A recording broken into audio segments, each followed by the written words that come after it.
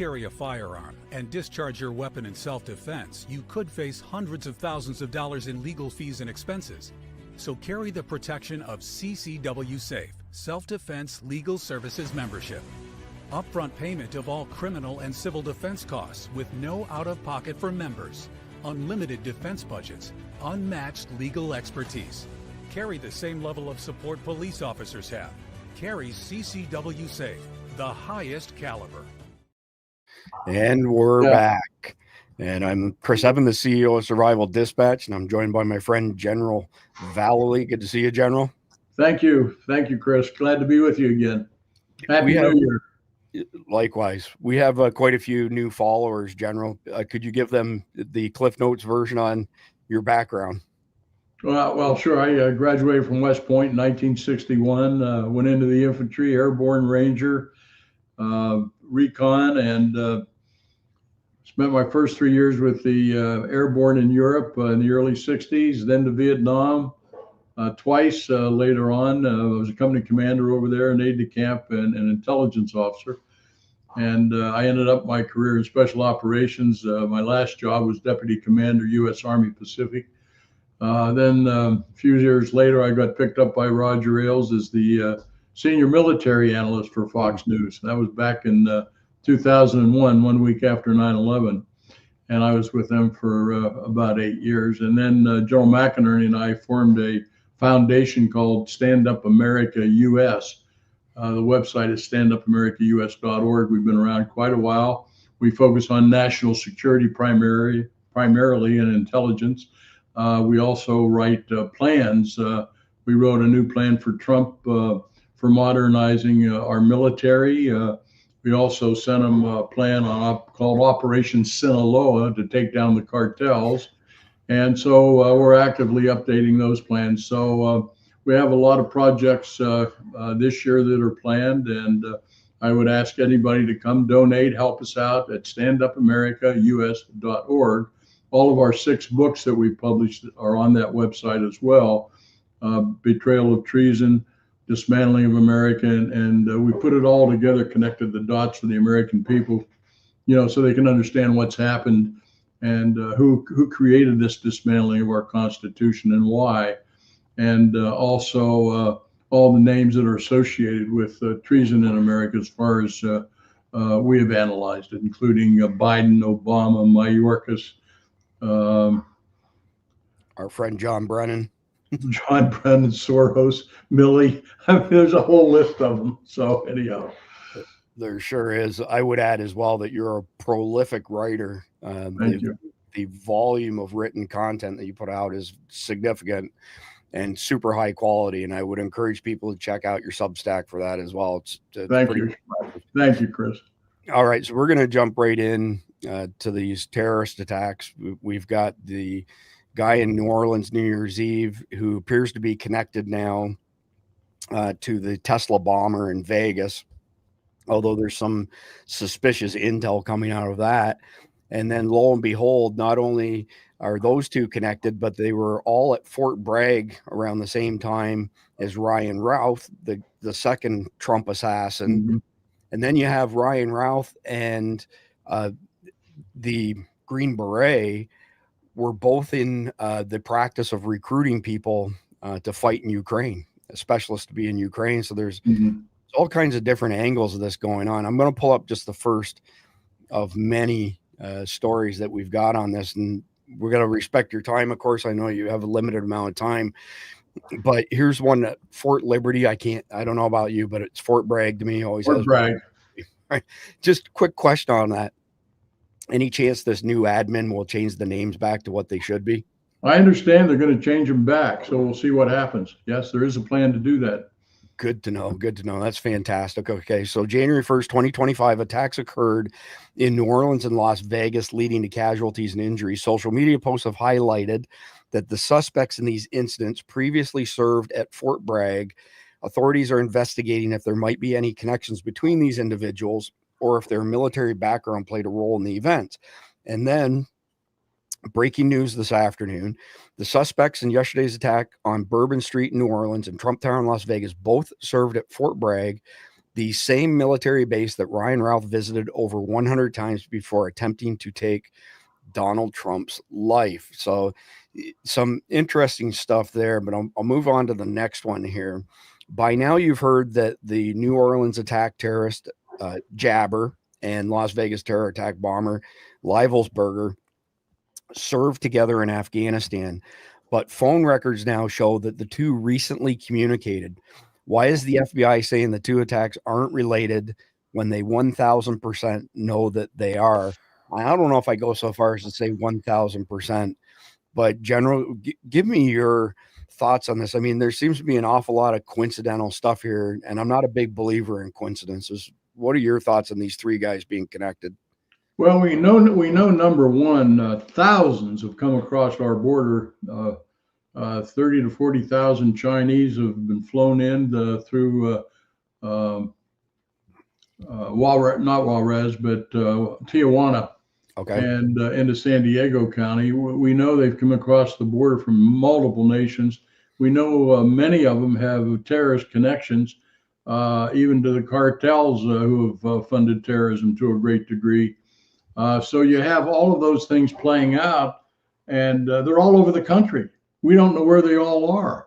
So as they surface, the question comes to mind, Chris, is this a coordinated effort of all of a sudden we have an incident in New Orleans, Bourbon Street, we have an incident in Las Vegas, and then an incident tomorrow somewhere.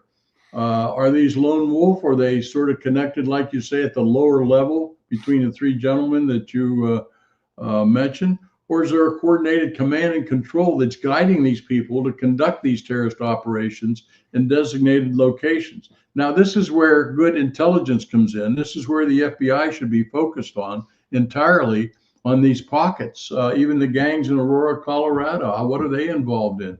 So they're all spaced out throughout the United States. This is a major challenge for us. It's a major challenge for the police, the sheriffs, in the local area to determine where they're located and what future plans they may have to execute future terrorist operations in the United States, killing more Americans and so on. So that's sort of where I'm coming from. We don't know quite definitively yet what the hell's going on.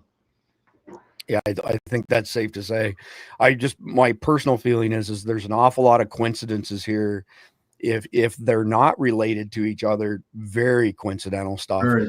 So it'll be interesting to hear what comes of that. I noticed that Senator Kennedy out of Louisiana said today that there's a lot more information that's not being released to the public right now, and that he's aware of it. He's been briefed on it. He's not going to release it at this point because it's an active investigation, multiple investigations. But he did say that if the FBI didn't do this in a timely manner, that he was going to blow the lid off of it and release the information. So it'll be interesting to see how explosive or not that may be.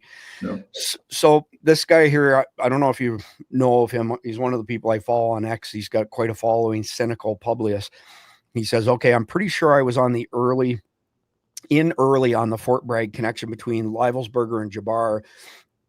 So I am a fine one to complain, but just to tamp down the fire on this issue a wee bit, Bragg, now Fort Liberty, is a really big post. It's basically a small city.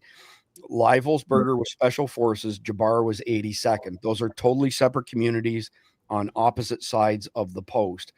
Looking at Livelsberger's resume, it appears possible he was only at Bragg for the SFQ course, a highly intensive and demanding training course. And if that's the case, he likely never had a spare moment to meet Jabbar, let alone become close. Having said that, it is a peculiar coincidence, and I just wanted to add some information. So it's good that he did that. But correct me if I'm wrong. You were at the 82nd at one point in time, were you not?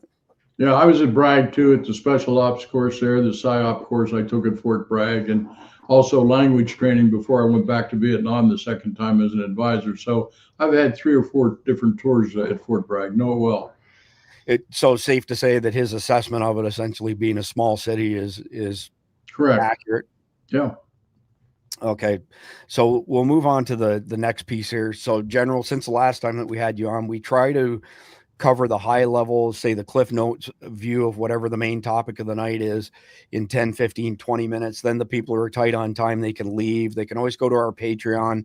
There's a link in the description of all our videos, but patreon.com/survival dispatch, and download our daily sit rep, aka the brief for the episode, if they want to dive into it more and they have more time. But I'll play this short video here. This supposedly is the TV station in Colorado that were the first ones to identify that it was Livelsberger and that he was from Colorado Springs. Kind of a different name, General, but when I went looking for information on him, I found a whole bunch of people named Matthew Livelsberger across the country. So much more common than what I would have anticipated. But I'll just play this quick news broadcast here. Multiple law enforcement sources confirmed to News 5 that a Colorado Springs man was the driver of the cyber truck that exploded in front of the Trump International Hotel this morning in Las Vegas. They say 37-year-old Matthew Livelsberger died inside the vehicle. El Paso County records show that Livelsberger has several addresses in our area, and they're now the focus of a federal investigation. FBI agents are at one of his addresses on the east side of the city. That's where we find News 5's Maggie Bryan, who's been there for hours. Maggie, what are you seeing? Megan, this is about all we can see of this scene right now. I'll step out of the way. You can see some of those flashing lights behind me. Those are coming from a few law enforcement vehicles blocking off the entrance to this townhome complex. Now, this is near Stetson Hills Boulevard and Mark Shuffle Road on the east side of Colorado Springs.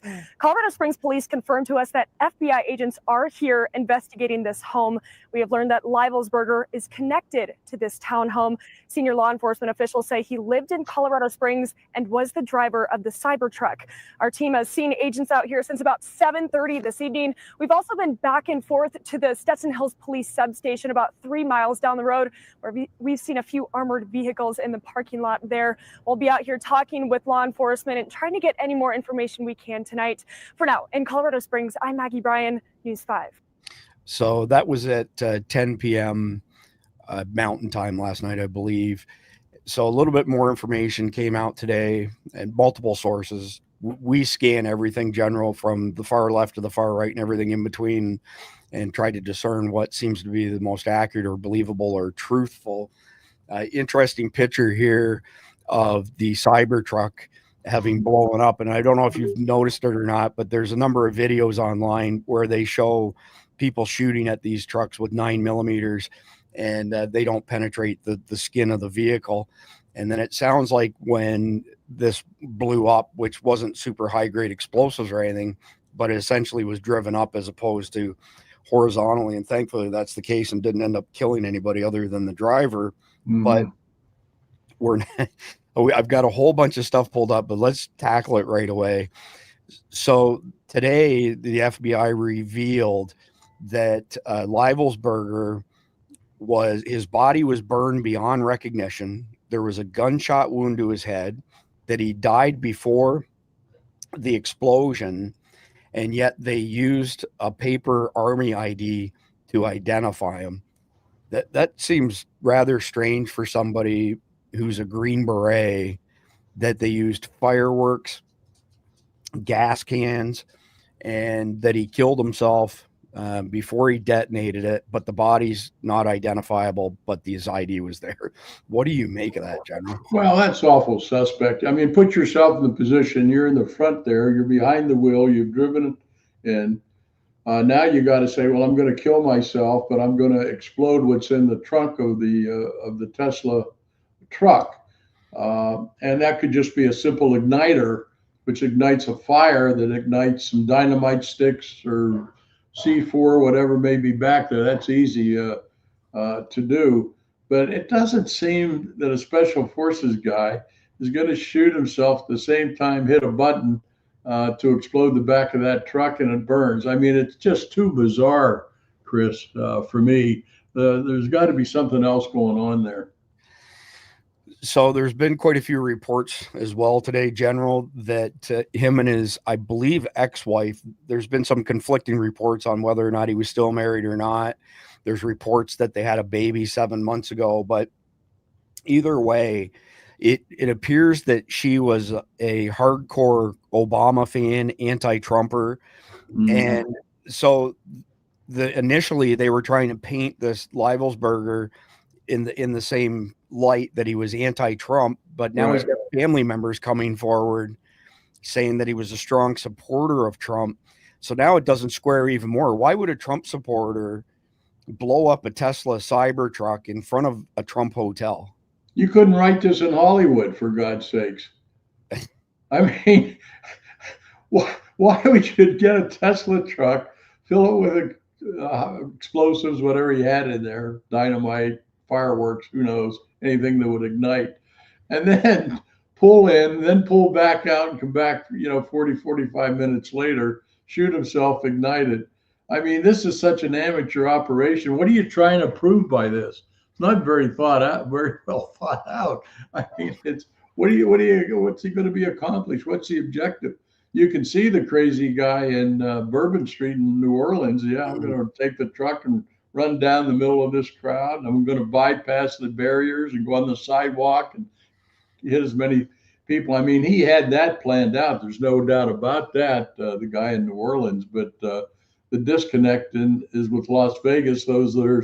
Even though there's some connections there with Fort Bragg and the Army and so on. But these things they're just so bizarre right now. And it doesn't show that there's any coordinated, sophisticated plan to ignite America with different terrorist type attacks, kill as many people as they can.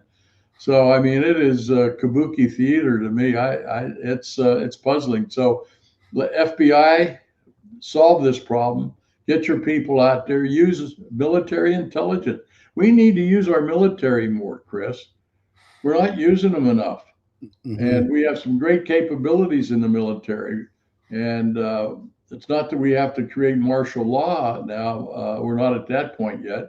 It depends on what happens in the inauguration. There's a lot of threats, as you've mentioned earlier, regarding what's going to lead up to the inauguration here in 16, 17 days. And I don't think they ought to have the inauguration as planned. I think they ought to do a simple ceremony in front of the White House and make that it. That's it. Done. Trump's president. I agree, but there was an announcement this afternoon that he's planning on doing a outdoor public rally in DC on the 19th, the day before he's inaugurated. And Ghostwalker Airsoft Tech is one of our regular followers, and I agree with him. That's because they did write it in Hollywood. Somebody wrote a pretty crazy script here for sure. Short video, 14 seconds long, shows the Cybertruck explosion. That's a pretty good explosion. Yeah, the view from inside the hotel, the videos from inside the hotel, I should say, have audio on them, and you can actually hear the fireworks going off, pardon me. But this is, I believe, in reverse chronological order here on this Newsweek one, and I think this jumped the gun, possibly, or Donald Trump. It jumped the gun. There's no doubt about that. There was no indication that it was a cross-border operation at all, since they, excuse me, were American citizens and already in the United States. Yeah, 100%. So here's another post that shows that the number of times that Routh was at Fort Bragg was actually 147 times, not 100 times, and that he stayed overnight on 29 occasions. So we don't have anything super concrete showing Ryan Routh tied to Livelsberger and Jabbar, but it's, again, we've got coincidence after coincidence happening here, and I can't say that I'm the biggest believer in coincidences. So here's his Livelsberger's, I don't know if it's his wife or ex-wife. Again, there's been different reports on it, but there's all kinds of people in Kabul that follow her, and lots of sympathetic posts with regards to the Taliban. And I don't know what to make of that. I don't know if there's anything to make of it, really. Is she an Afghan, you say? His wife is Afghani? No, she's not. No.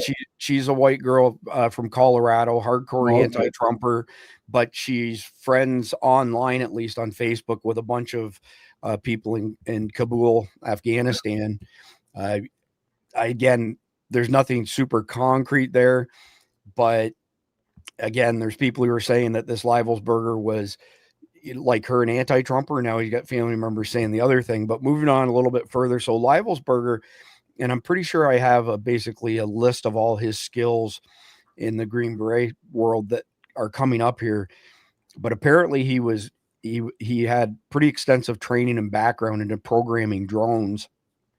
And without going too deep down that rabbit hole, we talk frequently with regards to this changing dynamic of, this fifth generation warfare, utilizing drones and the low barrier to entry and how much damage can be done so quickly. It's just another interesting angle of his skill set. So we've got a video here from the police in Vegas. It's 22 seconds long. I'll just play it quickly, but police also stated that they have not been able to positively identify the driver's body as it's too badly charred, as they also found multiple firearms in the truck. And we've got a picture of his paper ID coming up as well. It looks like somebody warmed it up with a Bic lighter, if you ask me.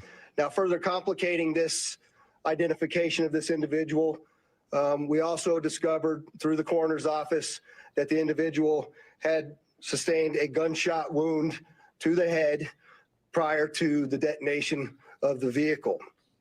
One of the handguns was found at his feet inside of the vehicle. So, General, that brings up a whole bunch of questions, by the way. So was the detonator on a timer? I'm just throwing these questions out there. Was the detonator on a timer and he purposely didn't want to be burned or blown up, and that's why he committed suicide? Or was there somebody else involved in this who had a remote that set the detonator off? I mean, there's all more unanswered questions there are answered. It's a pretty crazy situation. So actually, here's a list of his appointments inside the Army. So remote and autonomous systems manager, special forces operations manager, with all kinds of sub skills under that, special forces intelligence and operations specialist, which is in your world, communications specialist. He was pretty accomplished, and he was still active duty 19 years and 1 month in. So, and if I read his background properly, I want to say that he was just upgraded to an E8 potentially.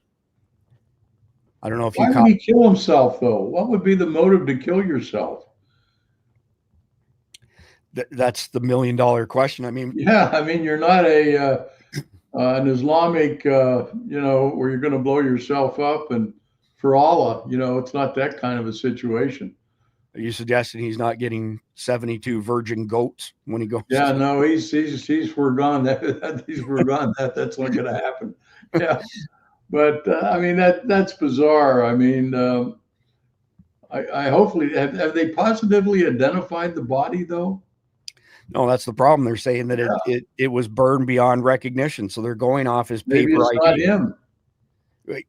Yeah, entirely possible. But essentially, we're at the end of our opening for those people who are tight on time, and I'll just do a super quick recap. Basically, we've got the New Orleans terrorist and the Las Vegas guy who blew the Tesla up, and Ryan Routh, the second Trump assassin or attempted assassin, have all been at Fort Bragg, it appears, multiple times at the same time. You've got the New Orleans terrorist and you've got the guy in Vegas have communicated. Their phones have communicated with each other.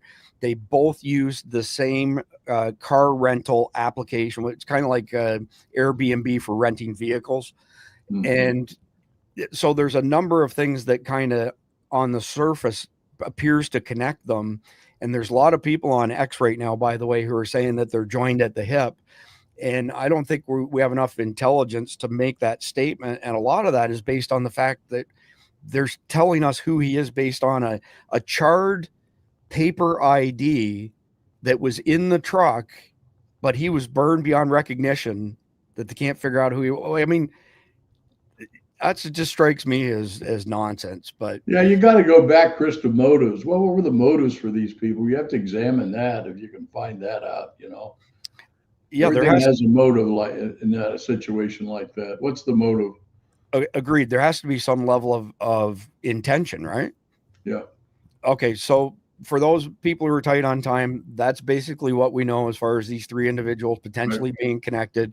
You can go to patreon.com/survival dispatch, sign up for free, get the sit rep and the brief for free if you're tight on time, and then digest it under your own time. But now we're going to move into the balance of chapter 1, which is a deeper dive into what we've covered already. And the first thing I want to do is just issue a correction. So this was an ISIS flag on the back of the truck in New Orleans. And we looked at a bunch of video yesterday, General, where it didn't appear that the flag was on the truck. And I've got some screenshots showing it where it looks like there is no flag. But then when you go through the video a little bit, all of a sudden you can see it with some contrast. But the FBI's report, and still today it hasn't changed, says that the ISIS flag was in the cab of the truck with the driver.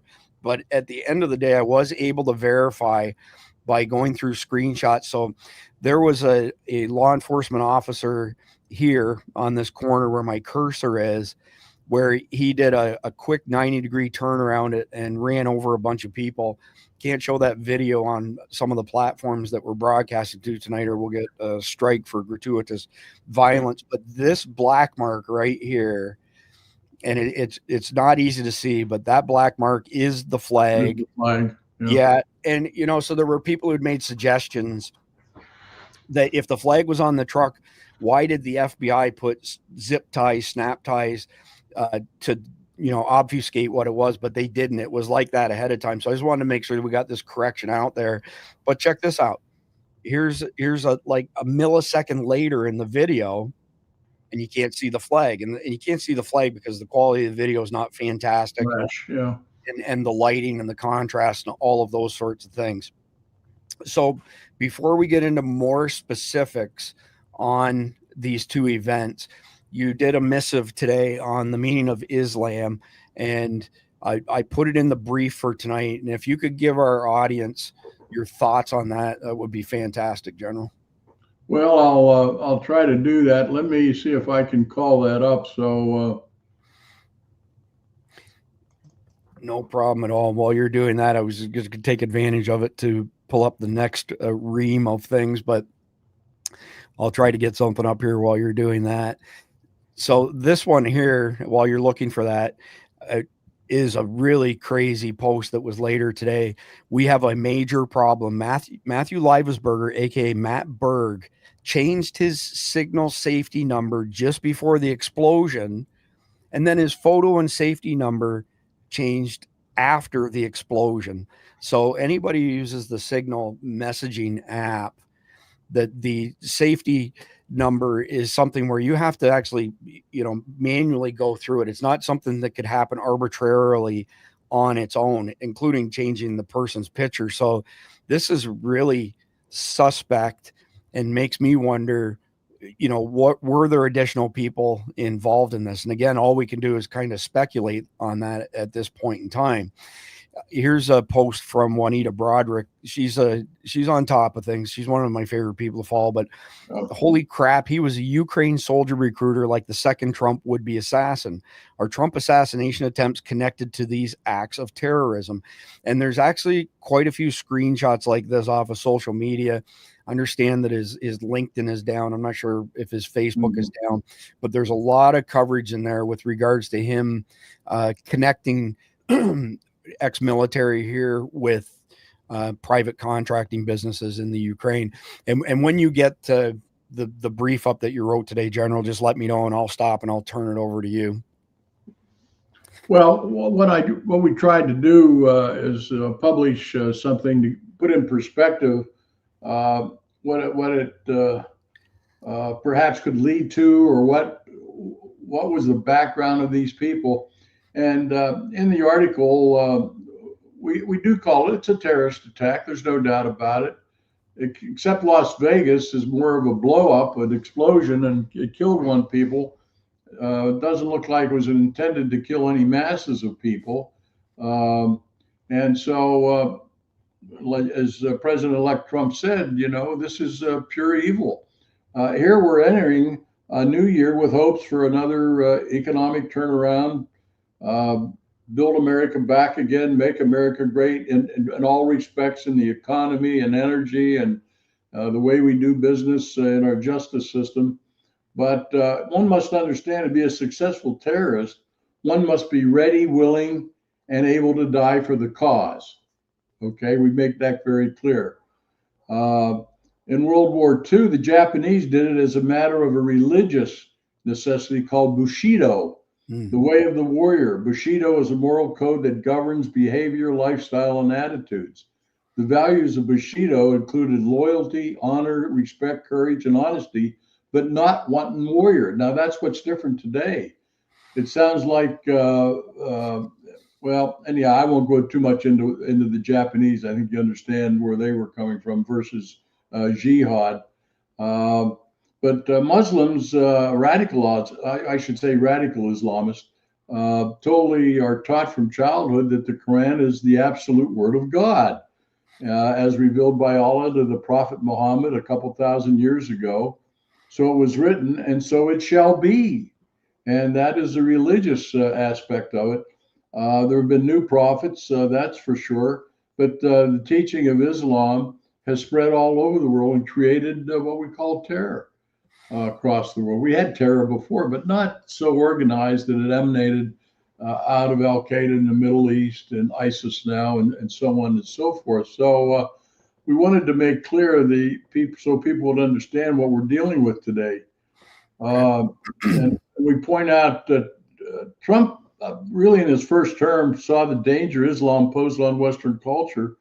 And what he did is put the brakes on the flow of selected Muslims from certain countries to our nation. And it was not to exclude all Muslims, but to really focus on those that have been put through the training to become radical Islamists. And so, hold on a second. Let me. No problem. So I see Jeff MD's join us. Jeff, how are you doing? Let me just take that off. Sorry about that. No problem at all, General. So basically, what we're dealing with is this new generation of terrorism. But the target, of course, is Europe, and the target is the United States, and of course, Israel. And but now we have got to clean this up, Chris. Trump and his new people have got to clean up America. We've got to clean up the cities, clean up any of the nests that we find. We've got to take down the cartels, and we have to make sure we don't engage in unnecessary wars. We've got to focus on America now. They've dismantled, I say, these radical Democrats and these liberals have dedicated themselves to dismantling our country. And go back to George Soros, Obama, Biden, Kamala Harris, Mayorkas, all that crowd. Remember the guy named Brennan under Obama? Remember that character? And he's probably been running most of the intel operations for Obama and Biden for the last 4 years. Anyhow, there's so much going on, but we've got to clean up America. That's our duty, beginning right now, and to assist President Trump in doing that. Yeah, I suspect that's going to take a number of years to accomplish that. General, I'm not sure if you've met Jeff MD or not, but he just joined us. He was CIA operative for 26 years and actually was at the CIA while John Brennan is there. And he's a big fan of John Brennan. He says he's the best director of the CIA they ever had. Yeah. Or the worst, one or the other. I can't remember which. No, he was pretty horrible. Well, he's definitely an enemy of the state, as we said. Absolutely. Earlier, enemy of the state. Yeah. So Jeff, we just went through some of the initial things that circumstantially at least connect three people: Ryan Routh, the second Trump assassin, Jabbar in New Orleans, and Livelsberger in Vegas. But I mentioned this earlier, General, with Senator Kennedy, and right. I'll just play a quick snippet here. Essentially what he's saying, though, is that they know a lot more than what's been released, but they can't release it because it's an active investigation. But if the FBI doesn't do this expeditiously, he's going to release the information. Joining us now from New Orleans is Republican Louisiana Senator John Kennedy. Senator, thank you very much for taking some time out for us. We know that you're very busy talking with law enforcement on the ground. There are a lot of folks in this country tonight that are afraid of what's happening in New Orleans. And I know that you're trying to get answers tonight as police search for other potential suspects, possible co-conspirators tonight.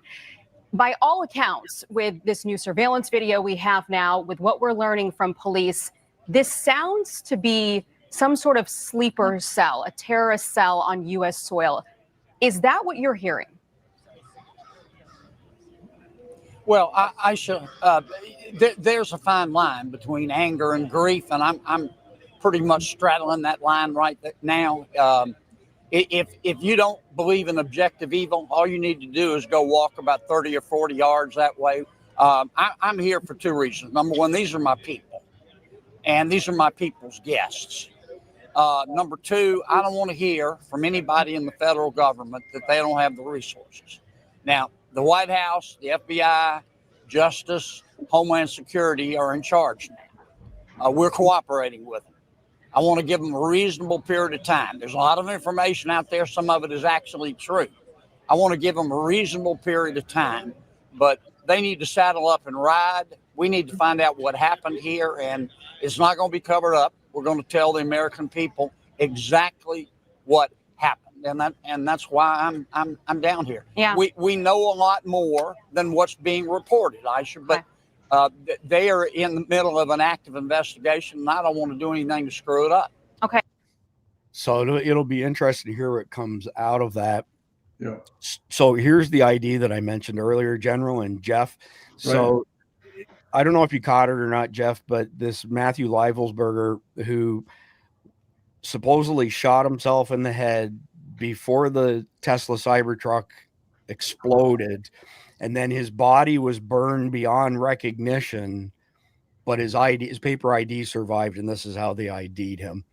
I mean, I suppose anything's possible, but Well, I think they could also get it from the rental app. You know, whoever rented the car, they're going to be able to tell them.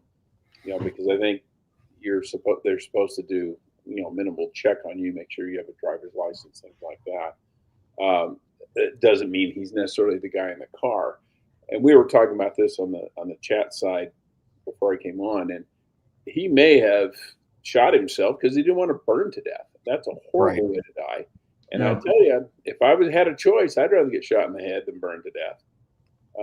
But also his wife, you know, they just had a baby. I don't know if you realize that. 7 months ago. 7 months ago, but there was pictures of her on Facebook or something like that with another guy. Like maybe she has left him. And if she has left him and taken the baby with him, you know, there's a lot of motivation to do some pretty wacky things in that case.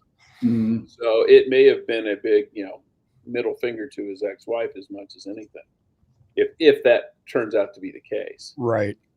Yeah. There's more questions. Motive. Yeah, there's more unanswered questions than answered questions, but there are some rather suspicious circumstances that tie these guys together. So I'll get through this as quickly as I can, especially for you, General, because I want to hear your input on somebody who has this type of background, Livelsberger, and going and killing himself. So there's a lot we do not know about Matthew Livelsberger, the alleged Vegas bomber, but here's what we do know. And there's a lot that does not add up. He recently made the E8 list for MSG in 2023 in an 18Z slot, which means he was a special forces soldier. And if he pinned, would have still been on active duty. This also means that he was well within his sergeant time. He was an 18E Special Forces Communications Sergeant and then went on to the Fox course to become an 18F Intelligence Sergeant before making the E8 list. He also apparently was Small Unmanned Aircraft Systems qualified, which implies he had training as a drone pilot. I'm submitted a FOIA request for his military records, but expect that to take some time. He rented the Cybertruck from Turo, the same company that the NOLA terrorist used. The back of the truck was full of mortar fireworks, gasoline canisters, and campfire fuel canisters, which are all combustible, but would not be ideal for an explosion to create maximum damage. Here's the crazy part. With the level of experience that he had, how does it make sense that he would rent a Cybertruck, which are known to be bulletproof, fill it with ineffective explosives that he would know would not actually damage much, if anything? The front windows of the building did not even break. The other crazy part, his wife, Sarah Livelsberger, has multiple anti-Trump posts on her social media from years and years ago. So if he was radicalized, if this all was an attempt to hurt people and destroy a Trump building, why would he go about it in such an incompetent and ineffective manner? Lots not adding up here. So being special forces yourself, General, give me your take on that piece of information as far as the lack of sophistication versus what this guy's qualifications were. Well, more to what you've said here and what's been up on the screen. Again, it goes back to motivation.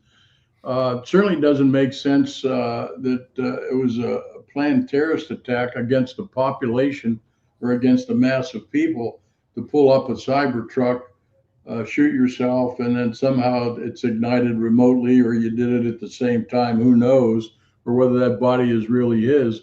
But it appears more that it goes back to maybe a family situation with the wife. And if she did in fact leave him, or was leaving him, or had a boyfriend, guys go crazy. You know, they kill themselves so that they shoot themselves when they lose a wife or a girlfriend. So, I mean, maybe that's it. And there were some relations there with Fort Bragg, but it just doesn't make sense to me that this was a terrorist attack. Yeah, fair enough. And in Las Vegas, we know the one on Bourbon Street was, but not Las Vegas. Right. So I added this to the brief for tonight simply because I think some people, maybe not just young people, but some people our age, have forgotten about this. Young people might not remember the previous Islamist car attack in the USA. In 2017, Sayfullo Saipov drove a truck into cyclists on a bike path in New York City, 8 dead. He had an ISIS flag in his car and entered the U.S. after winning a green card lottery, diversity immigrant visa program. So this has been going on for years, and it hasn't just been in Europe. It's been happening here as well. Yeah. So I'm going to try to get us through a handful of these posts as quick as I can before I get comments from both of you. This post here, the Cybertruck at Trump Hotel killer's name's Matthew Livelsberger. This is his wife, possibly ex-wife, Sarah, and her face. Don't go harassing her. This is on him alone. The next post that somebody put up here has some comments that she made with regards to Barack Obama and how much she loved him and hates Donald Trump. So with that out of the way, Livelsberger, let's pivot back to New Orleans. So this is pretty crazy. Inside terrorist Jabbar's squalid home, where sheep and goats roam his yard after financial ruin. So he lived in a trailer park in Harris County, which is Houston for anybody who knows South Texas. He lived blocks away from his mosque.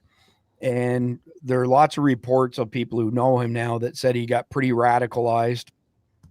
He was in the reserve for more than a decade. He was deployed to Afghanistan, and he was essentially an IT specialist, although we showed some stuff last night that he was at Ernst & Young and Deloitte, some pretty high-end companies I've done some work with when I was with Sun, and you don't get hired by those companies unless you're a really, really smart guy. So long story short is this article, I'm not going to read it off because we're tight on time. People can get the brief for free and go through all of this. But this New York Post article, to be honest with you, probably encapsulates the bulk of the information of what we know as far as Jabbar is concerned. This is a more recent photo, by the way. That was 2020. Mm-hmm. And here's some of our guys from Harris County Sheriff's Department. We actually have some survival dispatch people who are in Harris County SO. And here's a crazy thing, Jeff. That's the pixelated picture. they took our thumbnail down last night, by the way, General, because for gratuitous violence because of a pixelated image. Right. It was the same image, but I pixelated it, not this one here. But anyway, YouTube, it's like kind of like the nanny state, just nanny tech, I guess.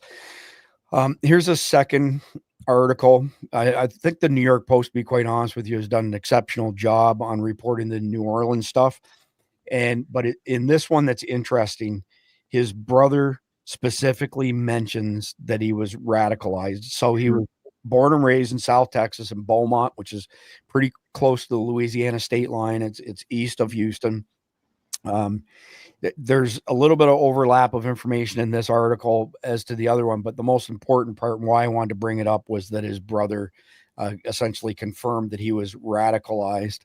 So moving on to the next one, I have a question with regards to this, and I don't expect either of you to know the answer. I cannot play this whole video because he runs over a bunch of people and we'll get a strike. And we've got 2 strikes against our channel right now, one more before they clear every 90 days and our channel will be deleted. But here's my question after we watch just a bit of this. So that's him in the white truck right there. So the camera operator zoomed in on him driving the truck. And then when the light changes color, which is to the left of it, where the camera is right now, again, zooming in on the truck, and you can't see the flag on the back of the truck because the video's poor, but the flag is on the back of the truck there. Still following the track. There's the cops. I have to stop it here. He goes around that cop and smokes these people on the street here. But my question is this: who's taking the recording of him driving his truck? Does that not strike you guys as kind of suspicious? Like, did somebody just randomly took a video of him approaching the scene of the crime? I think so, Jeff. Don't you? I think it's really suspicious. It is, as the Mossad said, nothing is a coincidence. It is odd. Now, there may have been, who knows, there may have been something else happening on the street in the same general direction that they were actually paying attention to, and not this guy. But that's still a question that needs to be asked and answered. Maybe it's some 16-year-old kid out there videoing, who knows? But someone needs to ask those questions. It just struck me as very suspect. That's all. So moving on to the next one, here's a piece of information that I have not seen a lot of people reporting on. New Orleans Airbnb fire may be connected to Bourbon Street attack. So he rented an Airbnb the night before the attack, and then the day after the attack, it burned down. So again, the plot thickens, right? What are the chances of this guy renting an Airbnb and mysteriously the next morning it burns down? To me, it's more suspicious than videotaping the truck. Yeah, it is. I mean, he could have set a timer on something and ignited in the Airbnb to cover up. That's probably what happened. Yeah, he may have made his bombs there, and he may have thought that he was going to get through this. The fact that he had IEDs in the vehicle, and they were designed to be remotely detonated, and he had the detonator in the cab. I have a feeling he was planning to go down, run over a bunch of people, kill a bunch of people, get out of the van or out of the truck, get away, at least temporarily, so we have the guns and stuff. And then when people gather around the truck, you set it off. That's an old school terrorist attack. You do one attack, and then you have another bomb for when the first responders and everybody shows up, and you kill even more people that way. But he got shot first. The New Orleans police got to him before he could get away. So it sounds like that's exactly the case, Jeff, because the FBI bomb squad detonated 2 IEDs that they claim he planted at 2 Catholic churches that were meant to go off during mass the following day. So, again, the plot thickens more and more, but there's another update from today, though. Last night when they were discussing the IEDs, they said that they were looking for 4 or 5 other persons of interest. Today, they changed their story and said this was 100% a lone wolf attack. So they've pivoted a complete 180 degrees. Now, this next one here is at his home in Harris County. And if you zoom in on this guy, I'll make it full screen in a second. He looks like he's got the Muslim beard and whatnot. This was drone footage taken when the Harris County SO went to the property. And again, if you look closely, you'll see he's got a very, ISIS inspired type of beard. Mm-hmm. So again, I don't know if that's his brother. They didn't announce who this particular individual was. All we've got is just this little snippet of the footage from the drone. So moving on to the next one, this is specifically well, you know what? Actually, since you were on the PSYOP side as well, General, I guess both of you, never forget that when WikiLeaks released over 500,000 U.S. diplomatic cables going back to 1979, Julian Assange came to one chilling conclusion. The CIA created ISIS. You first, General, and then Jeff, I want to hear your input as well. Well, I don't know. I mean, I'm one of the few guys that ISIS has put a hit out on. They did that when I went into Syria in 2012 and 2014. They put a hit out on me. So with the CIA, I even invited the CIA to go into Aleppo with me, and they wouldn't do it. Their station chief out of Istanbul, but that was on YouTube years ago. I don't know. I mean, I can never make a connection between ISIS and the CIA when basically they all came together there in latter part of 2013 and 2014. And when they took over Mosul and the whole thing started of the Islamic State. So I don't know. I'm not even sure it's critical at this time. The fact of it is they still exist, and the CIA still exists. And we're going to have to see what happens after January 20th. But I don't know. There's just a lot of speculation out there, Chris. I don't know. 100%. There's certainly some, incriminating things, but there's lots of stuff that, like you said, is very suspect. Jeff, your thoughts on Julian Assange's allegation? Yeah, a lot of this has been going around for years. And a lot of this starts back in the 80s when we were funding the resistance to the Soviets in Afghanistan. And so a lot of those guys that we were giving arms and money and training to go kill Russians, when the Russians left, they started killing other people. Osama bin Laden was over there. You have the Haqqani network, all those people. When they were fighting the Russians, they were on our side because they were fighting the Russians. Right. Well, and when the Russians left, they became what we would, determine to be terrorist groups because they were trying to take over the country, and the Taliban actually did. And a lot of those Taliban leaders fought alongside of our allies against the Russians. So in that, those people later morphed into various terrorist organizations. Could you say with a stretch that they were, quote unquote, created by the CIA? Well, at one point, those individuals were eating meals paid for by the CIA back in the 80s. Mujahideen. Yeah, the Mujahideen. Those were our guys. Those were our guys, yeah. And then a lot of them later turned out to be terrorists. Fair enough. Chris, I've got to run. I've got another thing coming up here, but if that's okay. Absolutely. Appreciate your time, General, and we'll catch up again soon. We can reconvene another time. See what happens. All right. Okay. Thank you very much. Thank you, Jeff. Nice seeing you. Bye-bye. Yeah, nice seeing you too, General. Okay. So, Jeff, this is a great comment from Robert Dole. The video of the truck being zoomed in on is clearly someone filming a computer screen showing the video, likely a cop or traffic employee with access to traffic camera footage. That's plausible. Amen.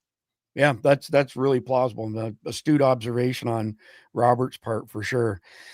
Like I always say, man, we've got the smartest audience. Jeff, remember when we were asking people if they felt they could pass the U.S. citizenship test? Yeah.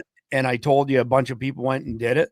I actually just saw another update on that story a couple days ago where I want to say that when we broadcast that episode, they were saying 50% of Americans couldn't pass it.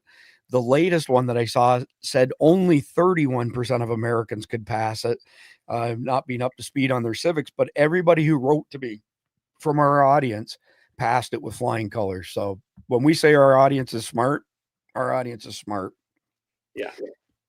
So this is an interesting, very short post from Stephen Miller. Islamist terrorism is an import. It is not homegrown. It did not exist here before migration brought it here. And that's absolutely true. Yeah, and he's made that comment because the legacy media keeps saying how, this Jabal is a homegrown terrorist. And obviously it's external influences that have come into play.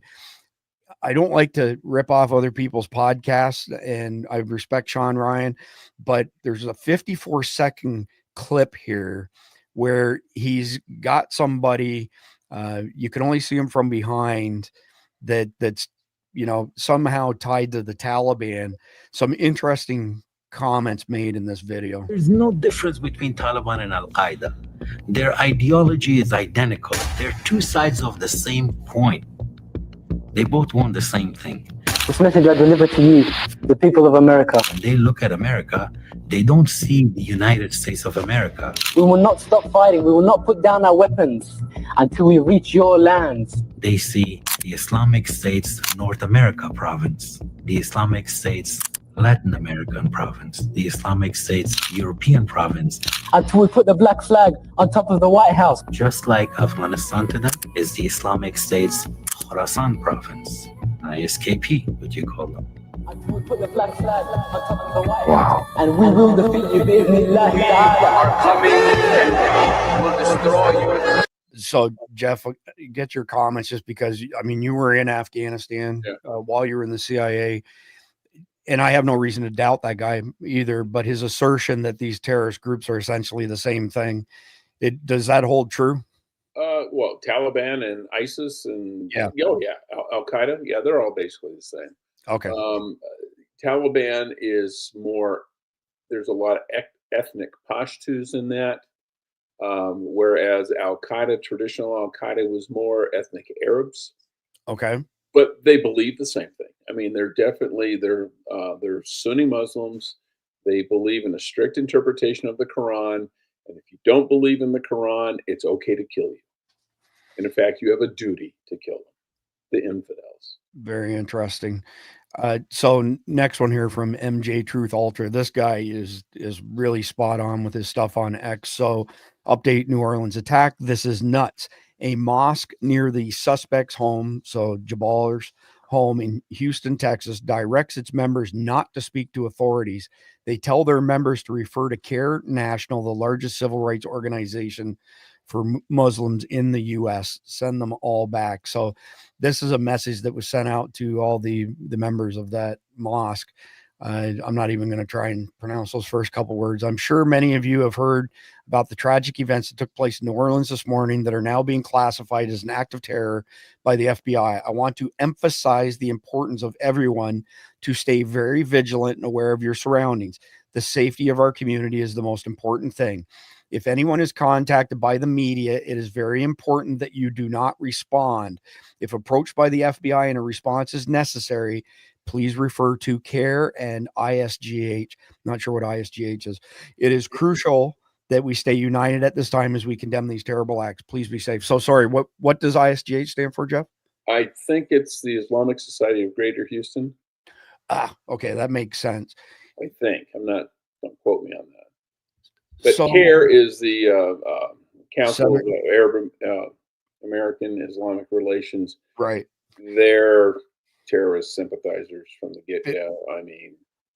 100 pro-Hamas, pro-Hezbollah, anti-Israel. Yeah, 100%. I'm 55, fixing to be 56 here in a few weeks.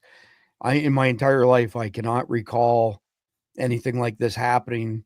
I don't recall it happening after 9/11. I don't recall this happening after the attack on the Trade Center in the early 90s. What are your thoughts on that? Basically saying, like, if they're trying to enlist the help of these outside organizations, what are they hiding? It kind of goes both ways. I could see them saying, okay, if we had nothing to do with this, we don't want to get blamed for it. Okay, and I can see that. And, the listeners need to understand that what we're talking about here is fringe within Islam. Most Muslims are good folks. I have known tons of them. I have worked with a bunch of them, and they're decent people. I mean, there's a higher percentage, I think, of bad actors in the Islamic world, because you've got nation states that, rather than condemning their actions and behavior, either openly support them or fund them, or at the very least turn a blind eye. You know, look at Qatar right now. You know, Qatar has been supporting Hamas for years. The Hamas leadership lived in Qatar because they didn't want to live in Gaza, so they had billions of dollars and they lived in luxury apartments in high-rise buildings in Qatar. Well, if Qatar thought of them as terrorists, they wouldn't allow that crap, but they don't. They look at them as, okay, yeah, they're just fellow Arabs, fellow Muslims. They just take a little harder stand about things than we do. Fair but enough. They don't condemn them. We've got S2 just joined us as well. Good evening, S2. Looks like you're on mute.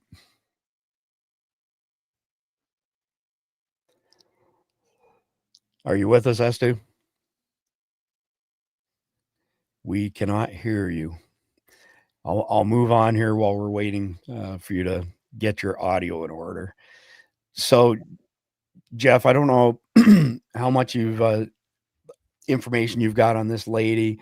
So she's the police superintendent in New Orleans.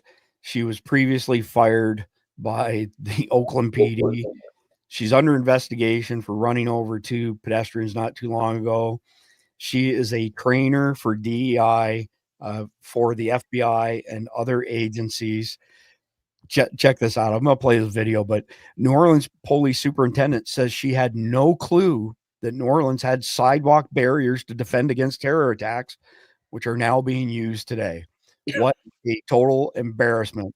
Reporters seemed shocked when Ann Patrick bizarrely admitted that she was unaware of sidewalk barriers, something that would have likely saved lives if they had been installed on New Year's. According to video footage, the New Orleans terror attack suspect appeared to get around police barricades by driving on the sidewalk.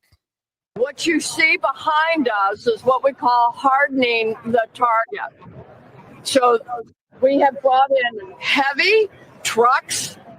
You will see when you go down Bourbon, you will see yellow, what we call archers, and they're along the sidewalk. And that would be to be preventive. If someone had, or if this particular terrorist went around up on the sidewalk, that's what that would do. Okay, it would slow that down for anyone who thought that they could breach our targets. And so those are some of the main differences we are done in the quarter. Also, you are going to see an incredibly large presence of police. And we are, though, confident, but we want our community to feel confident and know they are confidently safe. And that's what we're going to do. So right now, I can declare to you that the Bourbon Street is open. I got to stop that there. We'll get smoked by YouTube again. She's an idiot. She is the very epitome of a DEI hire. Yeah, totally unqualified. All you got to do is stop people from driving on sidewalks. If you get those big round concrete planters that are about 3 or 4 feet across, yeah, you fill them full of dirt and you plant a tree in it and call it public works. But nothing's going to drive through them because they weigh about 3 tons. Right. You know, I mean, this isn't rocket science. I mean, for Christ's sakes, 9/11 was 23 years ago, right? Yeah. I mean, the whole idea of dragon's teeth and Jersey barriers and serpentines so vehicles have to slow down to get through them. This is ancient. This is old technology. And that she's just now discovering it. She's an idiot. It's bad. Like it's really, really bad. So guns shoot bullets. Who knew? Well, yeah. Apparently, right? So anyway, this is the post that I mentioned, and there's more that back this up, that at 6 a.m. in New Orleans, officers found an explosive device near the cathedral in the French Quarter. They actually discovered 2 devices and safely detonated both of them. So as I mentioned earlier, he was planning on targeting Catholics. So it always seems they want to hit the Catholics, right? So this next one here, warning, it's going to happen again. This is Manhattan tonight, which was last night, chanting globalize the Intifada hours after we all got to see what globalizing the Intifada looks like in New Orleans and likely Las Vegas. We need some serious deportations.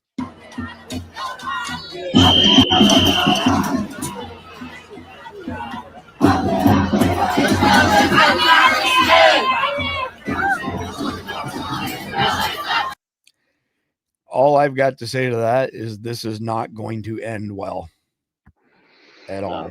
You're right. We need mass deportation. Any of those people in that crowd that are not U.S. citizens, they need to just get the hell out. 100%. Intifada is violence. That's all it is. 100%. S2, you got your audio back? Yeah, I think I'm good now. Right on. Glad you could join us. We're almost at the end of chapter 1 here, but we got lots of interesting stuff coming up in chapter 2 as well. And so speaking of New York, actually, you know what? Let's just pause there because I want to ask you guys a question before we move on, because that actually takes us into chapter 2. So Donald Trump's team announced that he's going to hold an outdoor rally in DC on the 19th, the day before the inauguration, which leads me to believe that he's probably going to do the inauguration outdoors per usual. The general and I discussed this earlier. We were both in agreement that that's probably not the safest or best decision. But moving on from that, well, actually, when you both answer these questions, I'd like to hear your thoughts on that. But the next one would also be, what are your thoughts on a flurry of disruption before and after Trump's inauguration to basically keep them in reactive mode, the Trump admin, in reactive mode, whether it be an increase in cartel violent crime, terrorist attacks, civil unrest, pandemics, war, blah, blah, blah, all these things. Jeff, you first, and then S2. Well, I can see the anarchists doing it, and I can see the Muslims doing it, the pro-Hamas crowd. I don't see the cartels doing it because the cartels are a business, and the last thing they want to do is paint an even bigger bullseye on their foreheads that glows in the dark. Fair enough. Their whole thing is they want to fly under the radar. They don't want to be on the radar. These other groups are looking to wreak havoc. That's their purpose in life. Cartels' purpose, make money. These other groups just cause trouble. So yeah, I can see them doing it. But I tell you what, as far as the Hamas crowd goes, they'd be smart to take a page from the cartels, because the last thing they want to do is paint a big bullseye on their forehead for Tom Homan and ICE. And he says, we're gonna get rid of the violent criminals first, and so we're gonna start with you guys because you're rioters. And rioting is violent. So bye-bye. That's solid reasoning. S2, your thoughts on Trump's inauguration, rally the day before outdoors, and what's going to happen as far as before and after the inauguration? Well, if I had to say that, it sounds like that's a decoy plan to me. Could be used to draw out whoever's there. And I mean, it's been long known that politicians use body doubles. So it very well could be that they've got a body double lined up for Trump. Man, who would volunteer for that job after the way things have gone this year? That'd have to be an awfully large paycheck to assume that level of risk. I'm going back because I'm going to tell you what, this whole thing has got the Q crowd really stirred up again.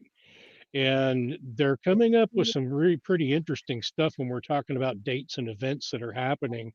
Okay. One of the things they're coming up with is fireworks, and they're referring back to the post that Elon posted again with the burned up Tesla truck. Yep. And another thing they're saying in that post, I forget the date, but the other thing they're saying in that post is expect fireworks, and that POTUS is fully insulated. Interesting. So it's kind of strange how some of this stuff is starting to converge. But I mean, they're right on with dates and times. So actually, before we've got a short message from Sawyer, and then we'll pivot to chapter 2. But before then, just because you weren't able to join us earlier, we were discussing these circumstantial connections between Ryan Routh, the guy in New Orleans and the guy in Vegas. And it looks like the guy in Vegas, New Orleans, have been in recent contact with each other. There's phone records showing that. You've got all three of them have spent a significant amount of time in recent years at Fort Bragg. You've got the guy in Vegas and Ryan Routh, both were very active in recruiting people to basically be private contractors in the Ukraine.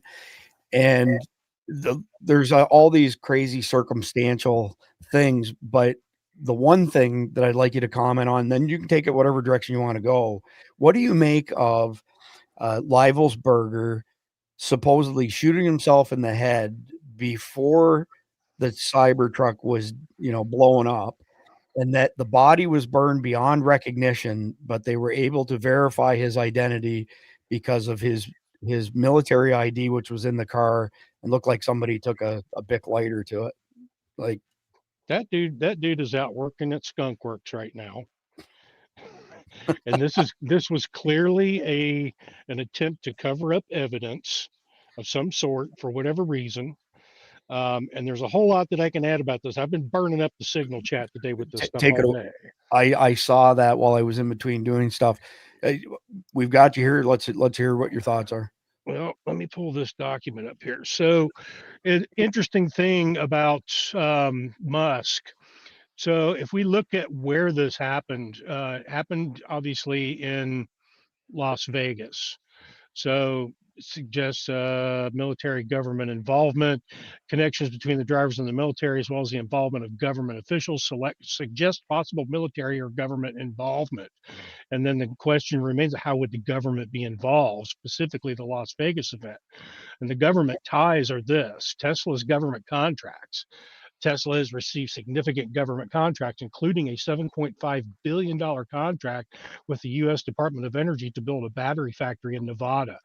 Next one, Musk's relationship with the government. Musk has a close relationship with the government, having served on the President's Council of Advisors on Science and Technology, receiving government subsidies.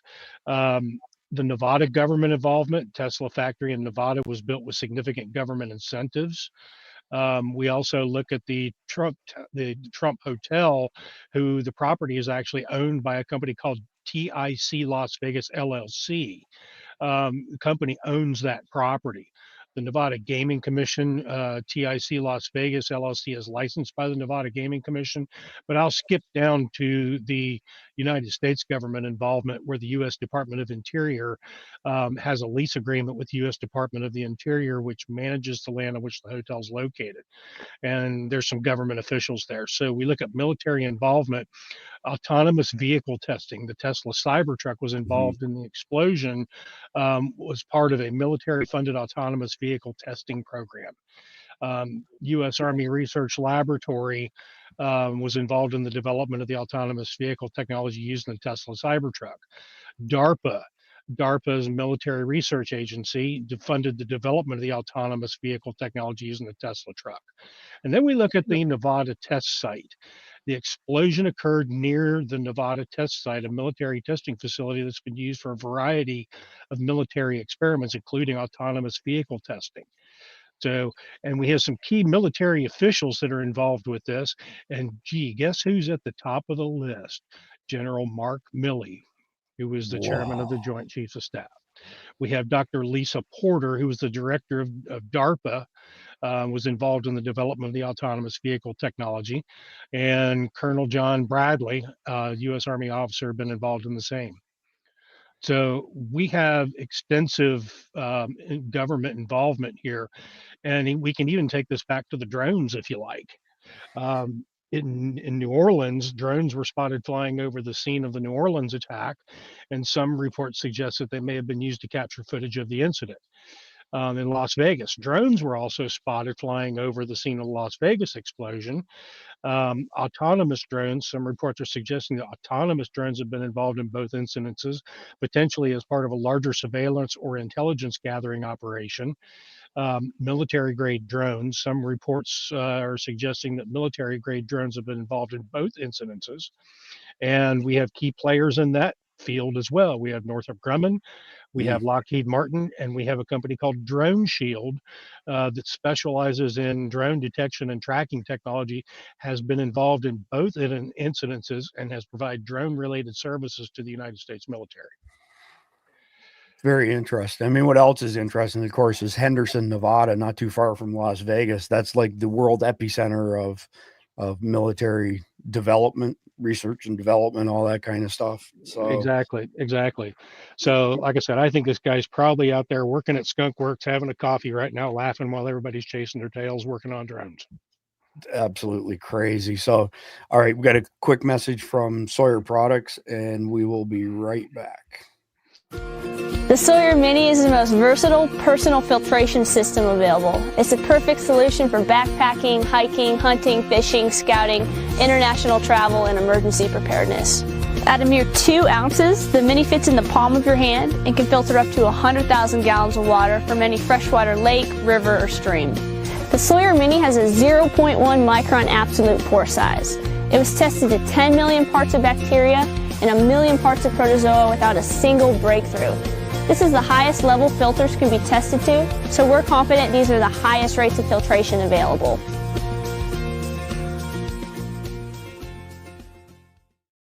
All right. So before we dive into chapter 2, which is typically anywhere from, say, 12 to 20 headlines from the top of the news cycle, I had not heard of this. So Lining 875. So we had a guy arrested in Idaho for trying to plant an IED on a train. Did you guys hear that? I have not heard of that. I've been up since 3:30 a.m. this morning working, and I'm surprised it didn't come across it. Have either of you seen the news on that? I vaguely remember hearing about it, but I was too busy digging into the other stuff. Fair enough. Well, we'll definitely have to look into it later on. Appreciate the heads up on that. All right, so let's start jumping into our headlines on chapter 2. So this was the mass shooting last night in New York City. At least 11 people have been shot in Queens. I want to say that number's 13 dead now, if memory serves me correctly. Short video. I'll just play a little bit of it for context. I pay too much money and meant to be outside fighting for my rights. That's a fact. Pray everyone survives. So clearly, this is after the shooting had taken place. Yeah, everybody up. And we're not going to hear gunshots and see what's going on. What I do know, what I've been, gathered from other people close to this place has regular altercations, and it's not really unexpected, and it's not terrorist related. Jeff, you first, and then S2 if you have any comments. Yeah, we were talking about this on the Signal chat earlier, and I just said in Chicago they just call this a quiet night. I think it's just thugs being thugs. Fair enough. S2? Same. Yeah, okay. Good to know. Like I said, I didn't have a whole lot of time to look into that one. The next one up here, I'm going to do some shameless plugs for my good friend Todd Callender, friends with y'all as well. So I don't know who Ashley Hayes is, but so Elon changed his name to Kekius. He's changed back since then, but for a number of days he had it as Kekius, which is a demonic god of darkness. He's also wearing Roman garb in his avatar because he's anticipating the revived Roman Empire, aka beast system. So the reason I threw this in here is that our regular followers know that I've been suspended 3 times this year on X, and all 3 times it was because I quoted the maximum penalty for treason that I felt needs to be applied to a significant number of the people in this installed administration. And so you probably recall me also saying that I did not have 100% faith that Elon Musk had restored 100% free speech on his platform. I'll give him credit where credit's due. He's moved the needle for sure, and he's probably influenced the election in a positive way by getting the truth out on a number of topics. But I can't say that I honestly trust him not to do censorship. And then all of a sudden we have an H-1B visa, kerfuffle over the past week, and a number of very high profile conservative influencers ended up losing their blue check mark, so their verified identity. When you lose your verified identity, You lose the ability to make posts longer than 140 characters. You lose the ability to be monetized. You lose the ability to sell subscriptions to your subscribers. You get much less coverage. And you know what? The H-1B visa stuff, we covered it last week. It's a mess. It has been abused to put Americans out of work and substitute foreigners of lesser skills.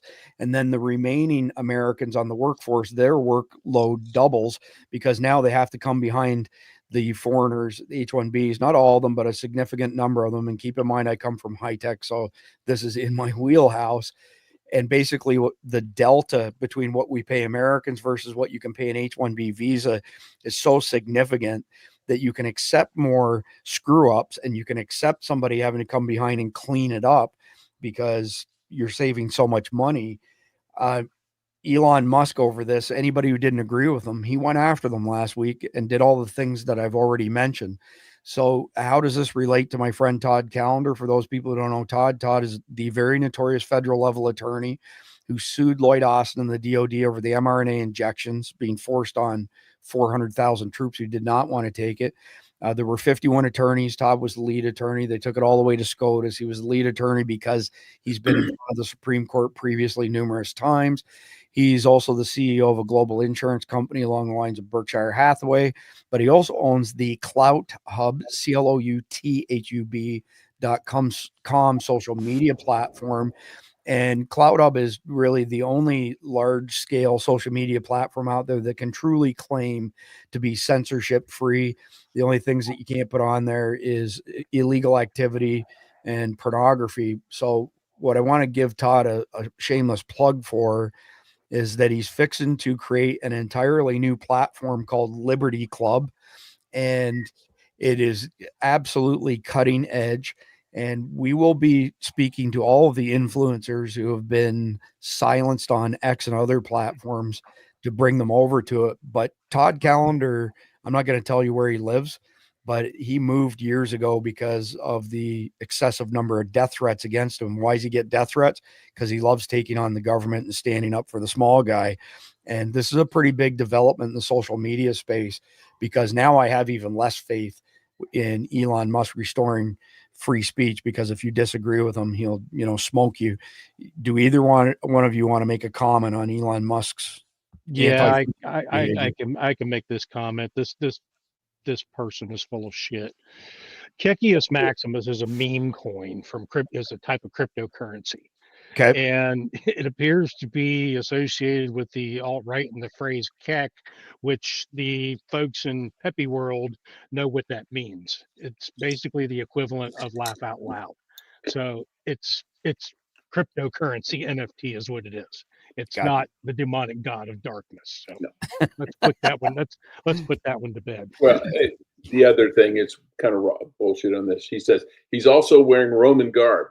Well, if you look at the avatar he used for that, it's Pepe the frog in Roman garb. It's not Musk in Roman garb. Exactly. So it's all about Pepe the frog. He probably did just to piss off the left. He was trolling hard. He was trolling that one hard. Yeah, that might be the case. Any thoughts on him censoring Laura Loomer and dozens of other high-profile conservatives? He's a human being. He gets pissed off. You strike back, and he's got a bigger stick than most because he can. But I have a feeling they'll all be back in a week. Oh, they're back. They didn't get banned. They've lost all their privileges. Yeah, but I imagine that'll change in a week. Someone will talk to him and say, "Okay, calm down," and he'll say, "Yeah, you're right. I overreacted." And let's keep in mind too, Laura Loomer is not exactly always on. She does have an agenda to a certain extent with most of the things that she covers. She does. So let's keep that in mind as well when we talk about that kind of stuff. Yeah, she's a bit out there. In her defense, though, I would say that she's broken some pretty big stories, and she's pretty persistent when it comes to that stuff. But anyway, let's move on, because this next one is a big topic. So we had Tommy Robinson booked twice to come on Survival Dispatch News. I've spoken to him before he was just thrown back in jail for his documentaries detailing all of the massive rapes, these they wanted to call them grooming gangs, but they're essentially rape gangs. And they put the number now at 250,000 British women and girls that have been raped by these migrants, invaders, Muslims, whatever the case may be.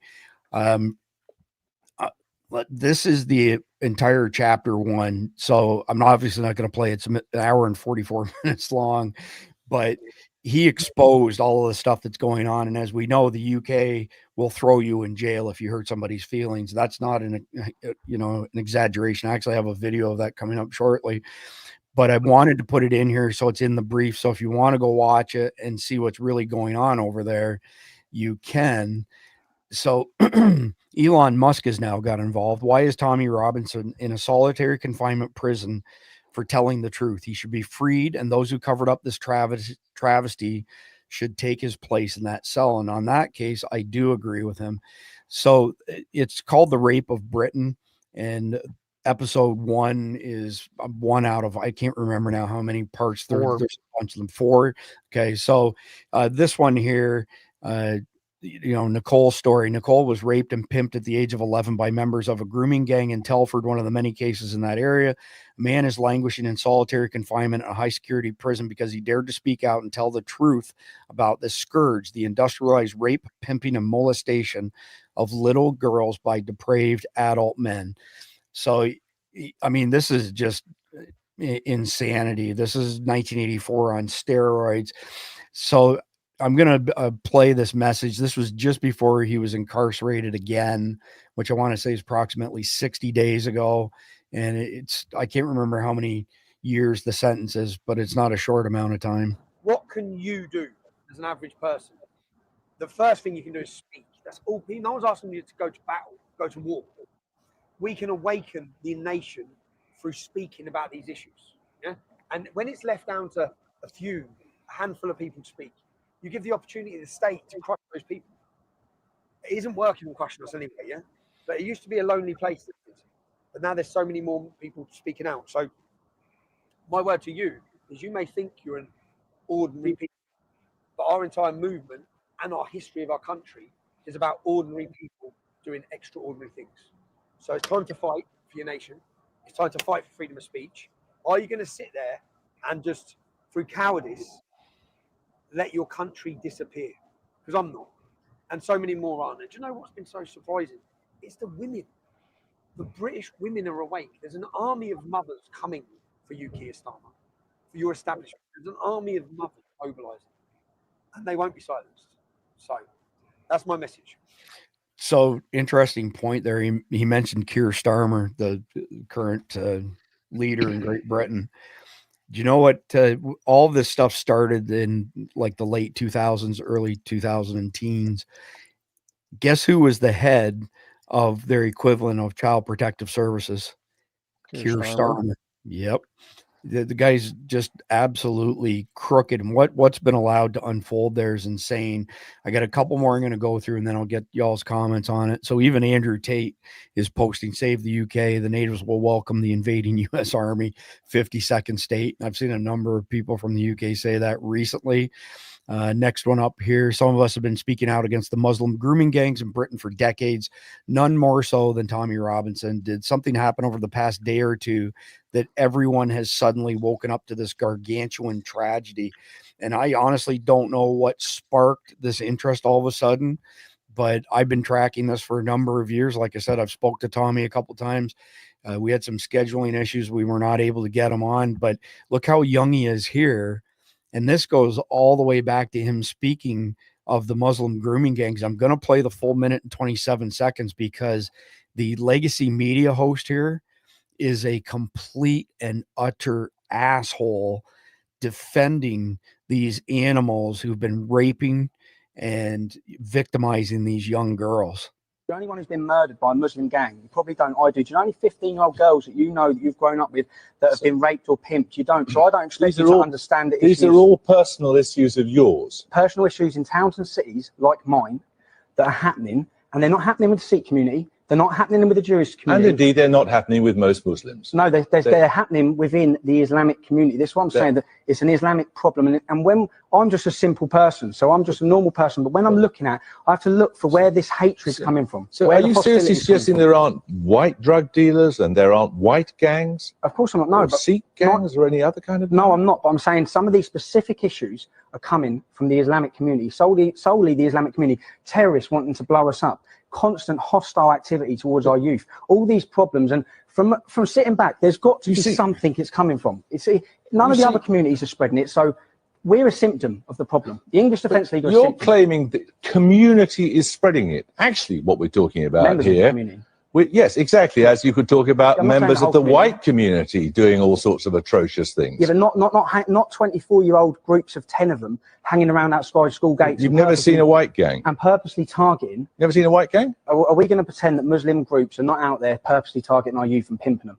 Are we going to pretend it's not You're happening? not pretending white people aren't doing that? Then not in the same manner, not in the same group. They're saying it's a cultural thing. Not in the same volume is really the key thing. So I've got a couple more tabs. I'm going to zip through them quickly and then get both your comments. This is from AJ. Tommy is in prison because he refused to stop exposing Islamic child kidnapping sex rings in the UK.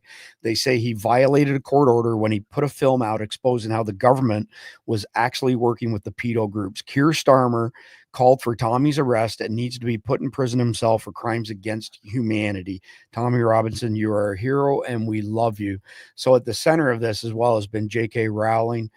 She was always a liberal for many years, but she's, drifted further and further to the right on the transgender stuff, but especially these rape gangs. The details emerging about what the rape gangs, why I call them grooming gangs. It's like calling those who stab people to death knife owners. Did this to girls in Rotherham are downright horrific. The allegations of possible police corruption in the case are almost beyond belief. When people went to the police, in some cases, the perpetrators mysteriously seemed to know. According to one victim who believes she was in a relationship with Bashrat Hussain when she was 15, the brothers had influence over some officers at South Yorkshire Police. She told Sheffield Crown Court Bash said he used to pay this person in CID and that this person would say what's happening with me, and he'd also tell him when he was going to get busted. These claims are now being investigated, but at least one case in the early 2000s, a victim's abuser seemed to be aware she was at a police station waiting to make a complaint against him. Next one up, pretty simple. Known pedophiles in the UK. What do you notice? And this is a very small sampling of, this has been going on for years for anybody who's been following this. Absolutely brutal. And last tab, then I'll get your comments. So check this out. This didn't happen too long ago. And it was posted today, but this happened last year. So British police capture and arrest an elderly man because some of his social media posts caused someone anxiety.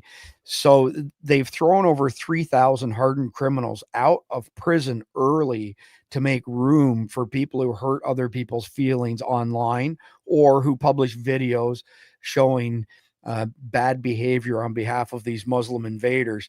32-second video. No.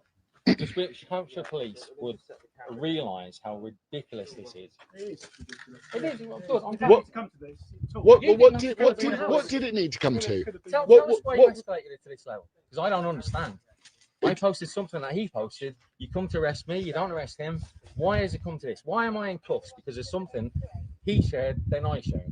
Because someone has been caused, obviously, anxiety based upon your social media page. That's why you've been arrested. No.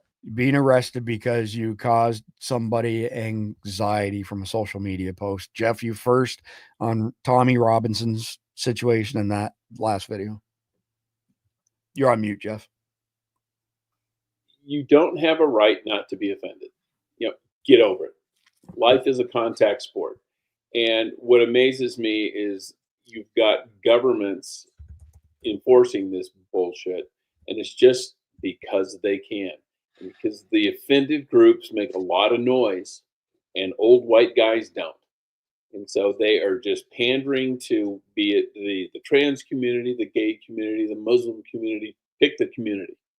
But they are all preferred to the normal straight white community. Fair enough. As to Your thoughts on Tommy Robinson in particular, as well as the other stuff? I'm going to cause some people some anxiety here, so get over it. So the reason the attention's been focused back on Tommy Robinson again is because I believe he's been getting death threats in jail. They're keeping him in solitary confinement, granted, but I believe him or his family's been getting death threats. And so, according to Katie Hopkins and a bunch of other folks over in the UK, the idea right now is of more eyes that can be kept on Tommy Robinson, the harder it's going to be to get rid of him, if you understand what I'm saying. I believe that the original story that we heard with Nicole, I believe that was his cousin, and that was how he first learned about this, and that was when he started digging into this. And I've watched the entire series of Rape of Britain, and these people are just, they're not even humans. They're something else. It's beyond the pale, as they would say. So now that you've said that, and thank you for tweaking me, I just found the video from the British Member of Parliament, an older lady who speaks to this. There's a longer video. Hopefully the short one, 20 seconds, covers the bases, but let me get it pulled up here and see if I don't do Facebook, so it's giving me a second of grief here, but I think I got it licked. She puts a really fine point on this. He has the right to live their lives. Let me back that up because she's saying nobody at the beginning. Nobody has the right to live their lives being protected from offence or from insult or from hurt feelings. It is an occupational hazard of living in society. And if you really can't take it, become a hermit. So it seems to be that in England and Germany in particular, that this has become an issue. There was somebody in the German parliament that a German citizen recently called him an idiot on X, and he's been arrested and put in jail because he called a member of the government an idiot. Imagine this, though. Katie Hopkins got up there in Parliament and said the same exact thing, and they arrested her and put her in jail. Right. Imagine that. So anyway, it's pretty horrific. Hopefully now that it seems to have caught fire here, around the globe actually now, that maybe Tommy will get a break, because what they're doing to him is again, it's beyond the pale. It's 1984 on steroids. All right, moving on to the next one here. We only have 2 stories left in chapter 2. Then we get into all the zany stuff in chapter 3. So this is good. Tom Holman warns mayors and governors, review Title 8 USC 1324. It is a felony to harbor illegal aliens. Don't cross that line. And this is a subject the general and I have discussed offline multiple times. Quickly, what happens to a mayor or local police department chief that is under Democratic leadership that obstructs ICE in your federal agents that are helping get these deportations? What happens to them? Well, first of all, if they don't help us get the hell out of the way, we're going to do it. If I got to send twice the amount of resources to that city, that's what we're going to do. If they would give us access to the jail, that would mean less agents in the community. For them pushing back and not letting us in the jail, it just means more agents are going to be in the community, so they're hurting themselves. Finally, I'll say this. They need to educate themselves. They need to review this. Title 8, United States Code 1324, III. Read about that and don't cross that line, because it is a felony to harbor and conceal an illegal alien from ICE. Read the statute, don't cross that line. My prediction is it's not going to take too many municipal or county officials being arrested and put in jail for harboring illegals before they cave and they stop doing it. But I guess we'll see. Moving on to the last one for chapter 2 here. The biggest fear that WEF has is that there are going to be people that will not comply. So that's the World Economic Forum. In under a minute, Jebediah Bila breaks down what the globalists want and how to stop them from getting it. So this digital stuff is absolutely key, because without it, they can't enforce anything. The biggest fear that the World Economic Forum has is that there are going to be people that will not comply. Their biggest fear is your fight for freedom. Their biggest fear is that you will make individual decisions for yourself and you will not follow their orders. So this digital stuff is absolutely key, because without it, they can't enforce anything. Without it, they can't mandate that you do something. Without it, they can't control your life.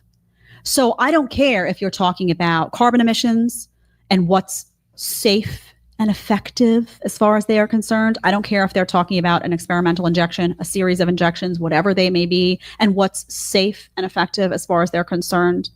This is not about those individual things. This is about the desire to control you from the outside in.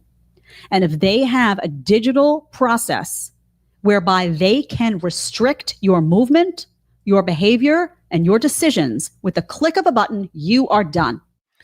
So a little bit of background to what she's discussing there. Number one, this is part of the WEF's 15-minute city plan. So 15-minute city, you can walk to anything that you would need, and there's no need for you to be driving a car. And if you don't live in the 15-minute city and you drive a car in, then you get, a big toll to do so. And if you stitch that together with digital currencies, then you stitch that together with social credit scores, which are starting in some not so benign ways already in Western Europe and America, then you end up with what she's describing. Oh, you voted for Donald Trump and we don't like Donald Trump. So therefore you can't leave your 15-minute city for the next month, or you can't drive your car, or you can't go to the movies, whatever the case may be. It's really, really control freak stuff. Jeff, you first on CBDC's 15-minute cities and social credit scores. Yeah, the whole central bank digital currency thing is just, you're basically handing them your wallet. And then every time you spend money, you have to say, Mother, may I? Go with gold, go with hard currency. Yeah, don't use that crap. And if people don't use it, they have no control. And they try to do that with, okay, we're going to do lockdowns, or we're going to close this. You can't go here. You can't do that. You can't drive your car. Yeah, that's when you just basically tell them to pound sand, quote the First Amendment, First and Second Amendment of the Constitution to them, and say, are you denying me my constitutional rights? And make them say yes, in which case you say, you have no more authority over me, and I'll do what I want anyway.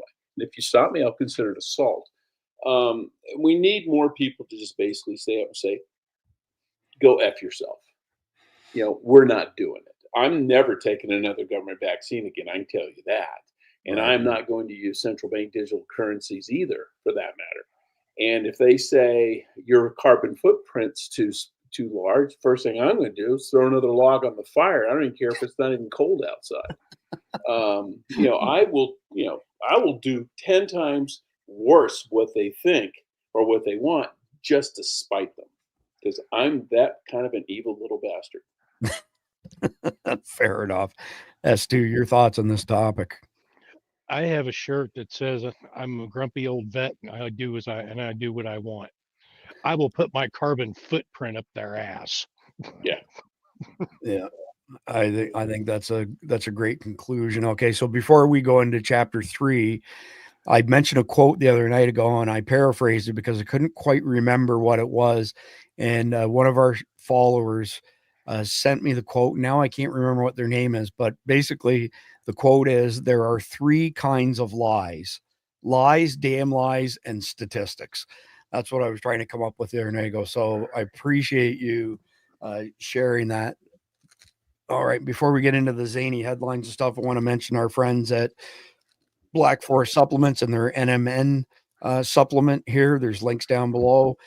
This is supposed to be an anti-aging product. I can't swear to that, but I can tell you my energy level goes way up when I take this. S2's taking it as well. Notice the difference in mental acuity and sharpness. And, energy is the biggest thing that I'm looking for at this stage of my life. I'll be 56 next month. The native hydrate branch chain amino acids. Number one, they taste great, which is a rarity for BCAAs. And number 2, if you drink sodas and sweet teas, I'm telling you right now, if you swap it out for this, within 24 hours, you'll notice a pretty significant jump in your energy level. And S2 actually is drinking the native hydrate BCAAs as well. Yeah, any comments? Drinking some right now, in fact. Same here. So It never goes. Cindy and I always have it on tap. All right. With that being said, we're going to get into the funny stuff in chapter 3. And this one really caught my eye. This is an old commercial, and you guys will remember it when I play it here. But this is a satirical account on X. New Cybertruck commercial just dropped.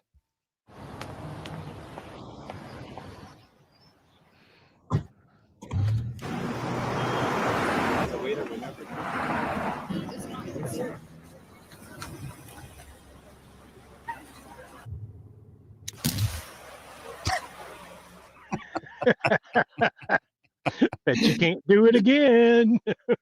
I mean, I can't remember what year that was, but that was a long time ago. And clearly it's not the Cybertruck, but it's a good play on what happened yesterday in Vegas. Hats off to whoever remembered that and found it. Next one up seems fitting today. This is just a reminder that Islam does not belong in America. Islam will not dominate the United States. And by the grace of God, it will not dominate Texas. This is our country.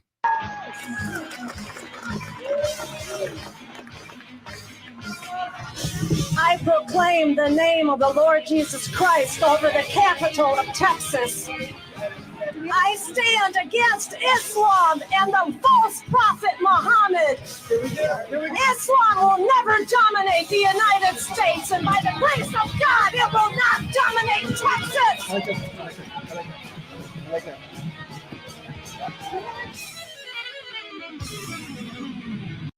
That's going back a few years. I can't remember how many years, but it was a while ago that incident happened. Good for her. All right, next one up. The far right doesn't drive into crowds. The far right doesn't target Christmas markets. The far right doesn't blow up pop concerts. The far right doesn't gang rape white girls. The far right aren't 90% of MI5's terror list, which is the British equivalent of the CIA. And the far right isn't the problem. Far right is very real threat, says Keir Starmer. This guy is such a World Economic Forum putz. Not even funny. You guys want to make any comments on him? Yeah, I think Keir Starmer should put on a shirt that says Mohammed socks and walk into a Muslim neighborhood in London. See what happens.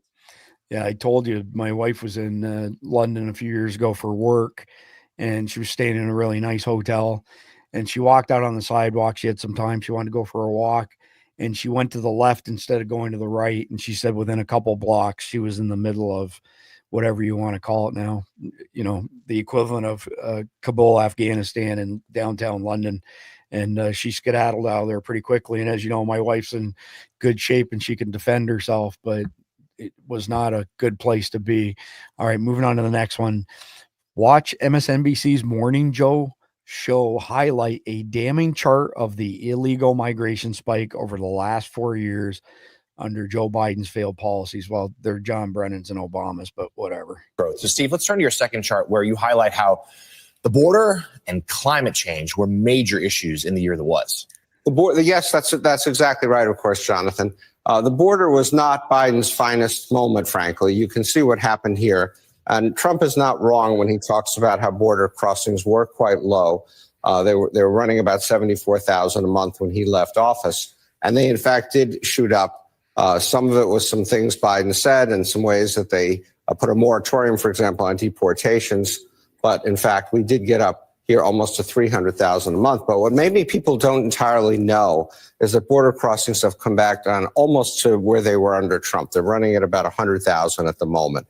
So we went up the hill and we went down. Comments on this policy of opening the border. I mean, I'm just going to say one thing. The Democrats don't breed. They don't have children. There's all sorts of statistics out there to prove that. So bringing in these illegal invaders is their way of building up the number of voters who support their crazy party. And the Republicans are crazy too. Nobody needs to comment that we're idiots because we said Republicans and Democrats. They're all the same. They all suck balls. And we hate them just as much equally, but this is how the Democrats plan on getting more votes. Jeff, anything on the border? You're in a border state. Well, yeah, if you look at the thing, the purple is the interesting thing. That's other countries. They're Mexico, Honduras, Guatemala, El Salvador. They're from this side of the planet, at least. Yes. Under Biden, those are the ones in the purple. Those are your Chinese. Those are your Afghans, those are your Pakistanis, your Indians, your Chinese, your Middle East terrorist types. You look under Trump, there weren't a whole lot of those guys. So what do you say to the people who say you're racist for pointing that out? And these are people just like our ancestors not too many years ago that came to America for a better life. We don't kill people. We didn't so I don't remember any of my German ancestors blowing up, markets and, killing people on a mass scale. Just saying. I would go a step further. Our ancestors who came essentially from Europe, Western and Eastern Europe, came here with tangible skills and built this country. The people who've been coming across our southern border are not skilled. They're not educated. They're not intelligent. And many of them are on welfare. We spend $451 billion a year supporting illegals. There's only two items that are bigger than that: Social Security and our military budget. S2, you want to take a run at this? You don't have to. If your blood pressure's up, we can move on. There's not a whole lot else I can say that I haven't said already. Well, I'll tell you what, I'll give you first crack on this. This is who the Democrats allowed to cross our border. This is who the Democrats flew in on private planes across our border, which, by the way, so that guy who's talking about 100,000, that's just walking across the border. What he's not telling you is the 200,000-300,000 a month that continue to be flown into the country to this day. And my two home states, Texas and Florida, have bore the brunt of that. Why is that? Because they're, conservative leaning states. But this is who the Democrats want to prevent Tom Homan from deporting. This is literally the definition of treason. You don't have to comment, S2. I can move on to the next one if you want. No, I'll comment on it. That flag right there, that looks like the FBI ISIS flag. It says we love dicks. Well, appreciate you translating that for us. All right, next one up. Proud Army brat. She's a pretty prolific poster on X. Several years ago, and only 20 minutes from my home, a sleeper cell of 16 foreign terrorists had set up a training camp. They were there for 18 months, plotting an attack on us, training with weapons on obstacle courses. This was in a very isolated rural area in central PA between two Amish farms. Thankfully, a farmer notified a good citizen who contacted authorities, and the compound was raided. I'll never forget the fear, as I have brothers in TS Intel that were worried about me. Imagine how infiltrated we are now with the influx of unvetted men coming through our border at will. She said an absolute mouthful there. Give you a comment on this one too, if you like. Go right ahead. So we have the situation that we've had with the two bombers that allegedly had been contacting with each other at Fort Bragg, blah, blah, blah, blah. Yeah. We have Routh, who has supposedly accessed Fort Bragg 147 times, but, which I've not seen the evidence supporting that. But either way, there's been other interesting developments out in that area as well, in that there have been certain people that have reported that there is a training camp out near Fort Bragg in the rural areas, because Fort Bragg basically is right in the middle of Fayetteville, which is Vietnam, on the other side of the base where this training camp was located.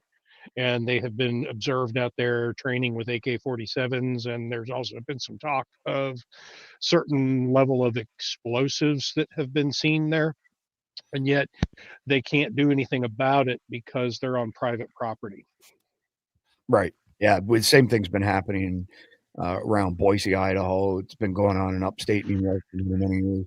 Do you have anything you want to add before we move on? Yeah, there's a thing called a search warrant. And it's funny how they can always get a search warrant on, white Christians who pray at abortion clinics, but they can't seem to ever get search warrants for, jihadis practicing with weapons in an organized manner on private property. Well, that would be racist. That's true. That would be racist. You didn't get the memo on that? I'm just kidding. All right, moving on to the next one. Brendan Dilley, the prolific video producer. He's awesome, man. The U.S. intelligence agencies are actively recruiting and radicalizing jihadis from U.S. military bases, specifically Fort Bragg, to carry out attacks on U.S. soil, and have been doing so since at least 2009. Change my mind. I think that's a tongue-in-cheek comment for the most part, but potentially an element of truth there. Next one, breaking. Terror supporters, and I think that should say terrorist supporters, have now taken over the streets of Toronto yet again and are calling for global intifada. After the scenes from New Orleans, does the West still not understand that these extremists have no place in our society?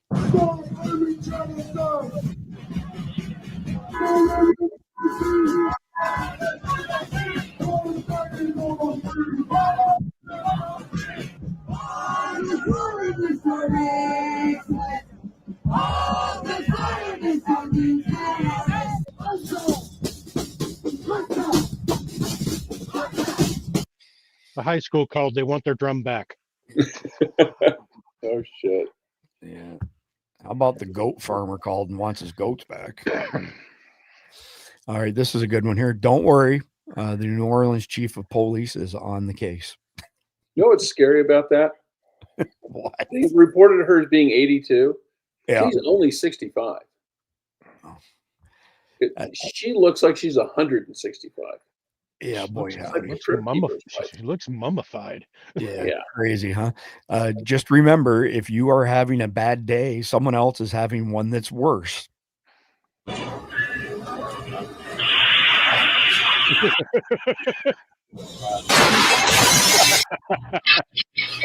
Oh. Damn.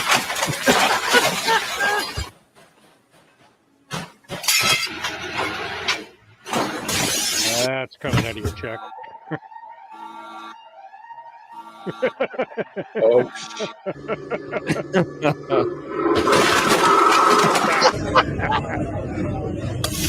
Oh.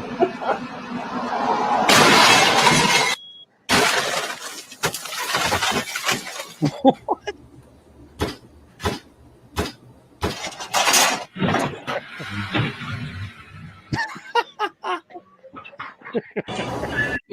Oh, that was good. That was good. I love it. This one's pretty good too. I want to do this so bad.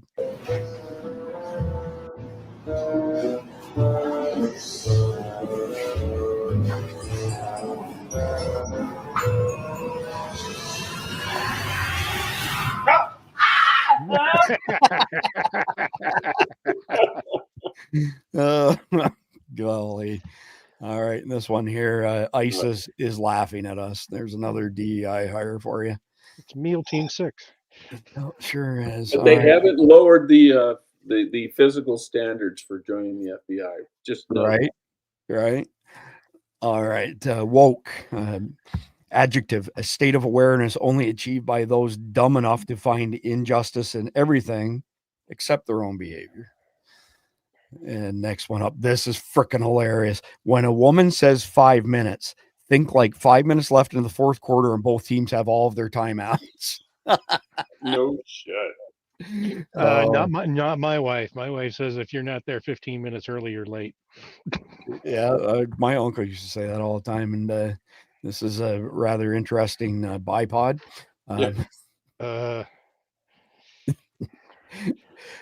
No comment. All right. I just hope she didn't eat beans. Yeah, boy, howdy. All right. So moving in a somewhat similar direction, this is a Muslim wife wearing sexy lingerie for her husband. So I'm sure I'll get some hate mail from that. Bring it on. And we're all good with that. Let's see here. I've got a quick ad for one of our supporters, Flex Industries, good friend of mine, kick-ass triggers. This is a new AK trigger, which is going to be released imminently. These are legal triggers. They are not patent encumbered, and the performance is pretty spiffy. AK Flex.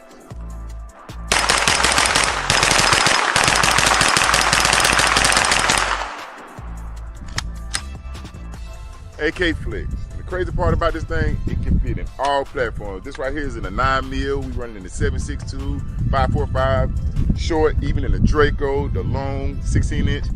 AK Flex, baby.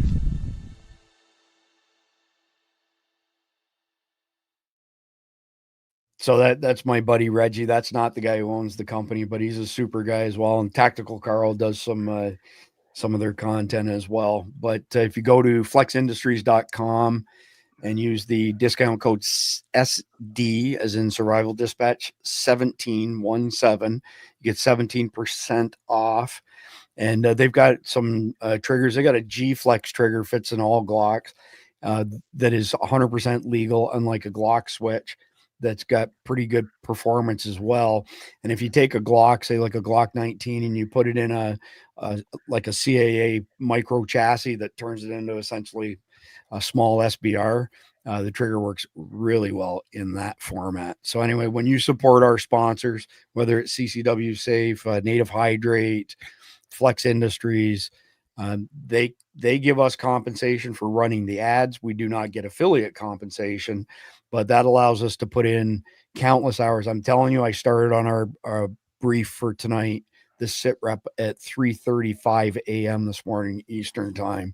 Takes a lot of time and effort. And then you heard S2, by the way, our Signal chat. Holy crap. So if you sign up for a paying membership on our Patreon, not just the free one, not only do you get all the content, you get to be part of our private Signal chat. Jeff, what's the biggest number that you've seen when you've gone to bed and got up in the morning as far as unread messages? 600. You got me beat. Mine's like 500 and change. It's just an incredible amount of information being shared there. All right, home stretch here. Homework for the night. What can you do in light of the main topic of the night, which is these terrorist attacks that have been happening? So I pilfered this from a guy named Chad Nelson. I've also invited him to come on Survival Dispatch News. So it's at Chad, CHAD _ Nelson on Twitter, X. And if you download the brief, which is free for tonight, just go to patreon.com/survival dispatch. The link to his profile is in there, but this is some pretty good advice. And then I'll give Jeff and S2 a chance to follow up. And this was written yesterday, by the way. So following today's tragic terrorist attack, here are some quick personal security tips that could save your life. These are things you should always keep in mind. Number one, maintain situational awareness. He's got 5 points under that. So be aware of your surroundings, identifying potential exits, cover, and concealment. Do not stare at your phone when walking city streets. So that's something we say all the time. Put down your weapon of mass destruction, right? Phone down, eyes up. Next point under situational awareness, watch for unusual behavior, suspicious objects, or sudden crowd movements. Next point, know multiple evac routes from any location you frequent.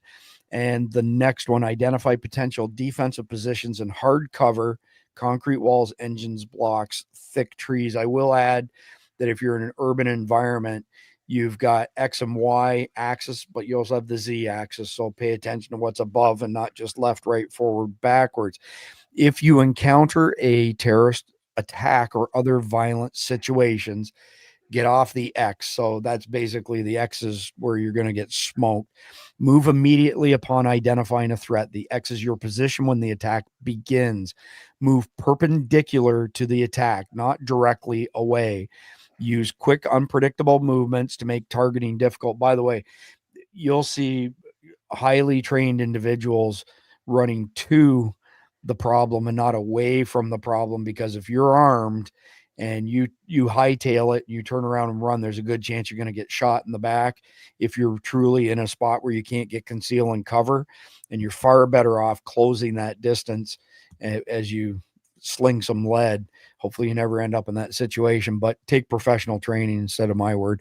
Next one up, put hard cover. I used that one, did that one already, pardon me. Last one, continue moving until you reach a safe location. And he says, if you have any questions, reach out. So at Chad _ Nelson on X, good advice. And I saw him answer every single person's comment on his post. Jeff, anything else you recommend if people are confronted by a terrorist attack? Well, yeah, kind of sounds obvious, but a problem avoided is a problem solved. Don't be somewhere that might draw that. New Orleans on New Year's Eve, like New Orleans on Mardi Gras, Central, Times Square on New Year's Eve. Those are targets. Don't be where the target is. There is nothing going on there on New Year's Eve that won't be going on there 2 days before, 2 days earlier. You want to be memorable, but you also don't want to be dead. Avoid those things. It's the equivalent of walking through, a town full of pickpockets with $100 bills hanging out of your pocket. You don't. I like how Tony Blauer summarizes that with 2 words: choose safety. Yes. It's good advice. S2, your advice. So I think the biggest threat that we face right now in light of the current events and the intel that's been coming in is we're looking more at more potential bombing attacks. There's going to be a lot of bomb threats. You always want to be left of bang with these kinds of things. And when I say left of bang, it's the equivalent of don't be on the X. But you're taking proactive measures to be left of bang so that you're never on the X in the first place. And like Jeff said, avoid large crowds. Avoid large venues because those are going to be soft targets. Have a plan if you are out with your family. Have a plan of what's going to happen, because if an explosion goes off or something else happens and you're like a car ramming into a restaurant or something like that, crowds are going to disperse. People are going to get run over. There's going to be chaos.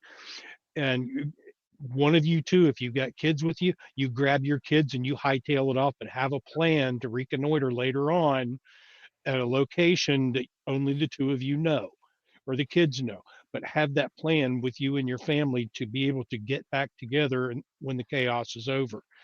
And thirdly, if things like this happen, and human nature is that with good people, we want to help.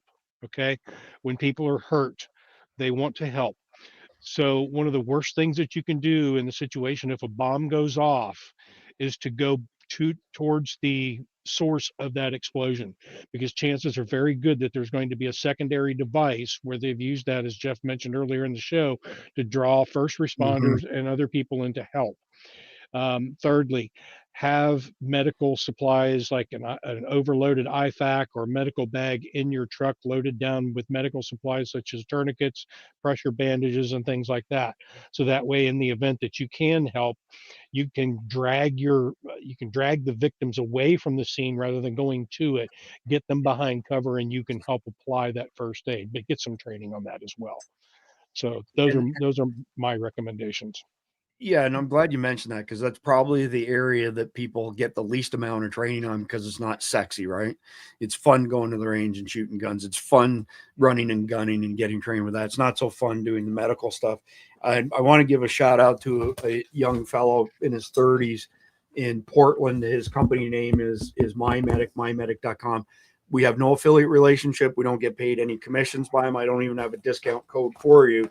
But what I do have is a hard time seeing stuff inside of bags that have a dark interior, number one, and that stuff that's not accessible. His bags unzip, these unfold sideways as well, and you can lay this out on the ground and get everything you could possibly need. I really, really like this guy's choices. He's a paramedic. He's an active duty paramedic. So there's some interesting choices in here. You won't see in other kits, but the way this unfolds, and again, it unzips all the way back here and the wings fold out. There's no, trying to find stuff in the bottom of a bag that's disappeared, which has got me so many times. It's not even funny. My mother fell a couple months ago while she was here visiting us, and it was a pretty bad fall. And I got the call that she was on the sidewalk over on A1A. So Cindy and I, we jetted over there as fast as we could. So my cousin who called, and even though we had flashlights and all that kind of stuff, man, to try and find what we needed for her injuries, by the time I found what I needed, the paramedic showed up. So, and the problem was I didn't have that bag in the truck. I had an older bag in the truck and kicked myself in the ass for doing that. So anyway, with that being said, just want to quickly mention that we have added a restricted section to the end of the sit rep and the brief for these episodes that has content that we can't put on some of the platforms like YouTube. Tonight's brief has links to the videos of people being hit in New Orleans in the attack there. So if you want to see the full video on that stuff, and I am not a fan of sweeping this stuff under the rug. It doesn't, all it does is it doesn't give people a true interpretation of how evil our enemies are. I believe that as adults, we should not be shielded from this stuff. So anyway, that's in the brief as well. I liked your words on planning, by the way, S2, and it made me immediately think of the old adage that if you fail to plan, you plan to fail. So having a plan is imperative. If you've got the brief S2, you can do the conflicted question and we'll wrap it up. I've got it. Okay, so for you folks that are first timers with us or aren't generally with us a lot and don't know the rules, I'm going to read off a conflicted question, and we want your participation with your comments in the comment section. And last, we want to see more of the thumbs up and the like buttons, please. There we go. Okay, so here we go. Someone's crisis is another person's opportunity. With that in mind, could you get ahead if the economy of your country were to collapse, and how? I'll go first this time, Jeff, just because I've encountered this a number of times as being an entrepreneur. So how do you get ahead when the bottom falls out of the economy? It's the solution is easy to come up with, but hard to implement, and that's hard work. So if you set goals in anything, and then you come out with a plan and you attack it and you fail, then you back up, you come up with another plan and you attack it until you actually end up succeeding. I've navigated some pretty ugly financial stuff over the years. After I left the Sun Microsystems world, high-tech world, we had a consultancy. We catered to Fortune 1000 companies. One of our clients was Nortel Networks. I had a ton of systems engineers on staff there when I inherited a contract from CSC Computer Services Corporation. And we had a really unique deal with Nortel at the time where we were getting paid every 2 weeks. And that meant that I could, pay these heavy payrolls for systems engineers. We got a letter from them in December of 2008 that said, as of January, all contractors would be paid on the 15th of each month going forward. January 14th, 2009, they declared bankruptcy. There were 25,100 creditors. Less than 100 of them were secured creditors. I was not a secured creditor, and it almost bankrupted me in the process. And then we had 13 more clients go bankrupt that year, 2009. And I said to my operations manager at the time, I said, one more client declares bankruptcy, we will be right behind them in the bankruptcy line because we can't take it anymore. But what did? We worked our ass off. We came up with some new products for our customers that had a ton of value, and we burned the midnight oil coming up with those and implementing them. And we managed to survive that economic downturn that a lot of people didn't. And it just took hard work and ingenuity. So Jeff, go to you next, and we'll let S2 close now. Yeah, I'd say you got to go back to basic economics, and you've got to look at, okay, the money may not be worth a lot, so you may have to be bartering, and you need to be able to come up with a good or service that is actually needed and wanted, because all the nice to haves are going to be the first things cut. I would not want to be the cable guy when the economy goes to crap, because the first thing people are going to do is cut their cable. So you look at what you have and what you can do, and find out what is really necessary to other people. And it might be, we've talked about it before, vices. It might be, if you've got, a liquor cabinet full of whiskey, you might be able to sell that and barter that for food or whatever else you need. But you've got to go back to basic economy 101. Think, you're in biblical times, and you're going to trade your carpentry skills for, a bag of wheat, because that's maybe what it gets down to. But do your own assessment of your own skills, your own abilities, and your own goods, and then find a way to basically profit from them. Good advice. S2, bring her home. I have a certain set of skills that I have developed over a very long time that make me a nightmare for people like them.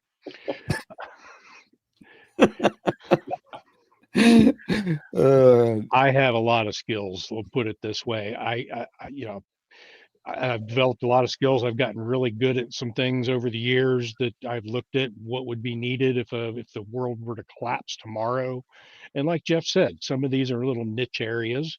As far as bartering, bartering supplies eventually runs out. So you got to find a way to be able to replenish those supplies. And to be able to do that, you have to have the skills to be able to apply in order to replenish those supplies for you so that you can continue on with that kind of a lifestyle. But eventually you can get ahead if you have those kinds of skills. It's one of the advantages of having been homeless at one point or two in my life, of knowing how to survive with very little money. Good advice. So actually, I got one last thing before we close it out here. So for y'all wondering where John Wheaton has been, he's had a sick family member, a youngin', and he hasn't slept in a couple days. He just got back from the hospital after surgery, but he just sent me this picture that came from his sister originally. There's our co-host John Wheaton in his younger years. You wouldn't even recognize him, would you? So all right, that is it for tonight. We will be back tomorrow night. Until then, please like, share, comment, subscribe, and God bless America. It was.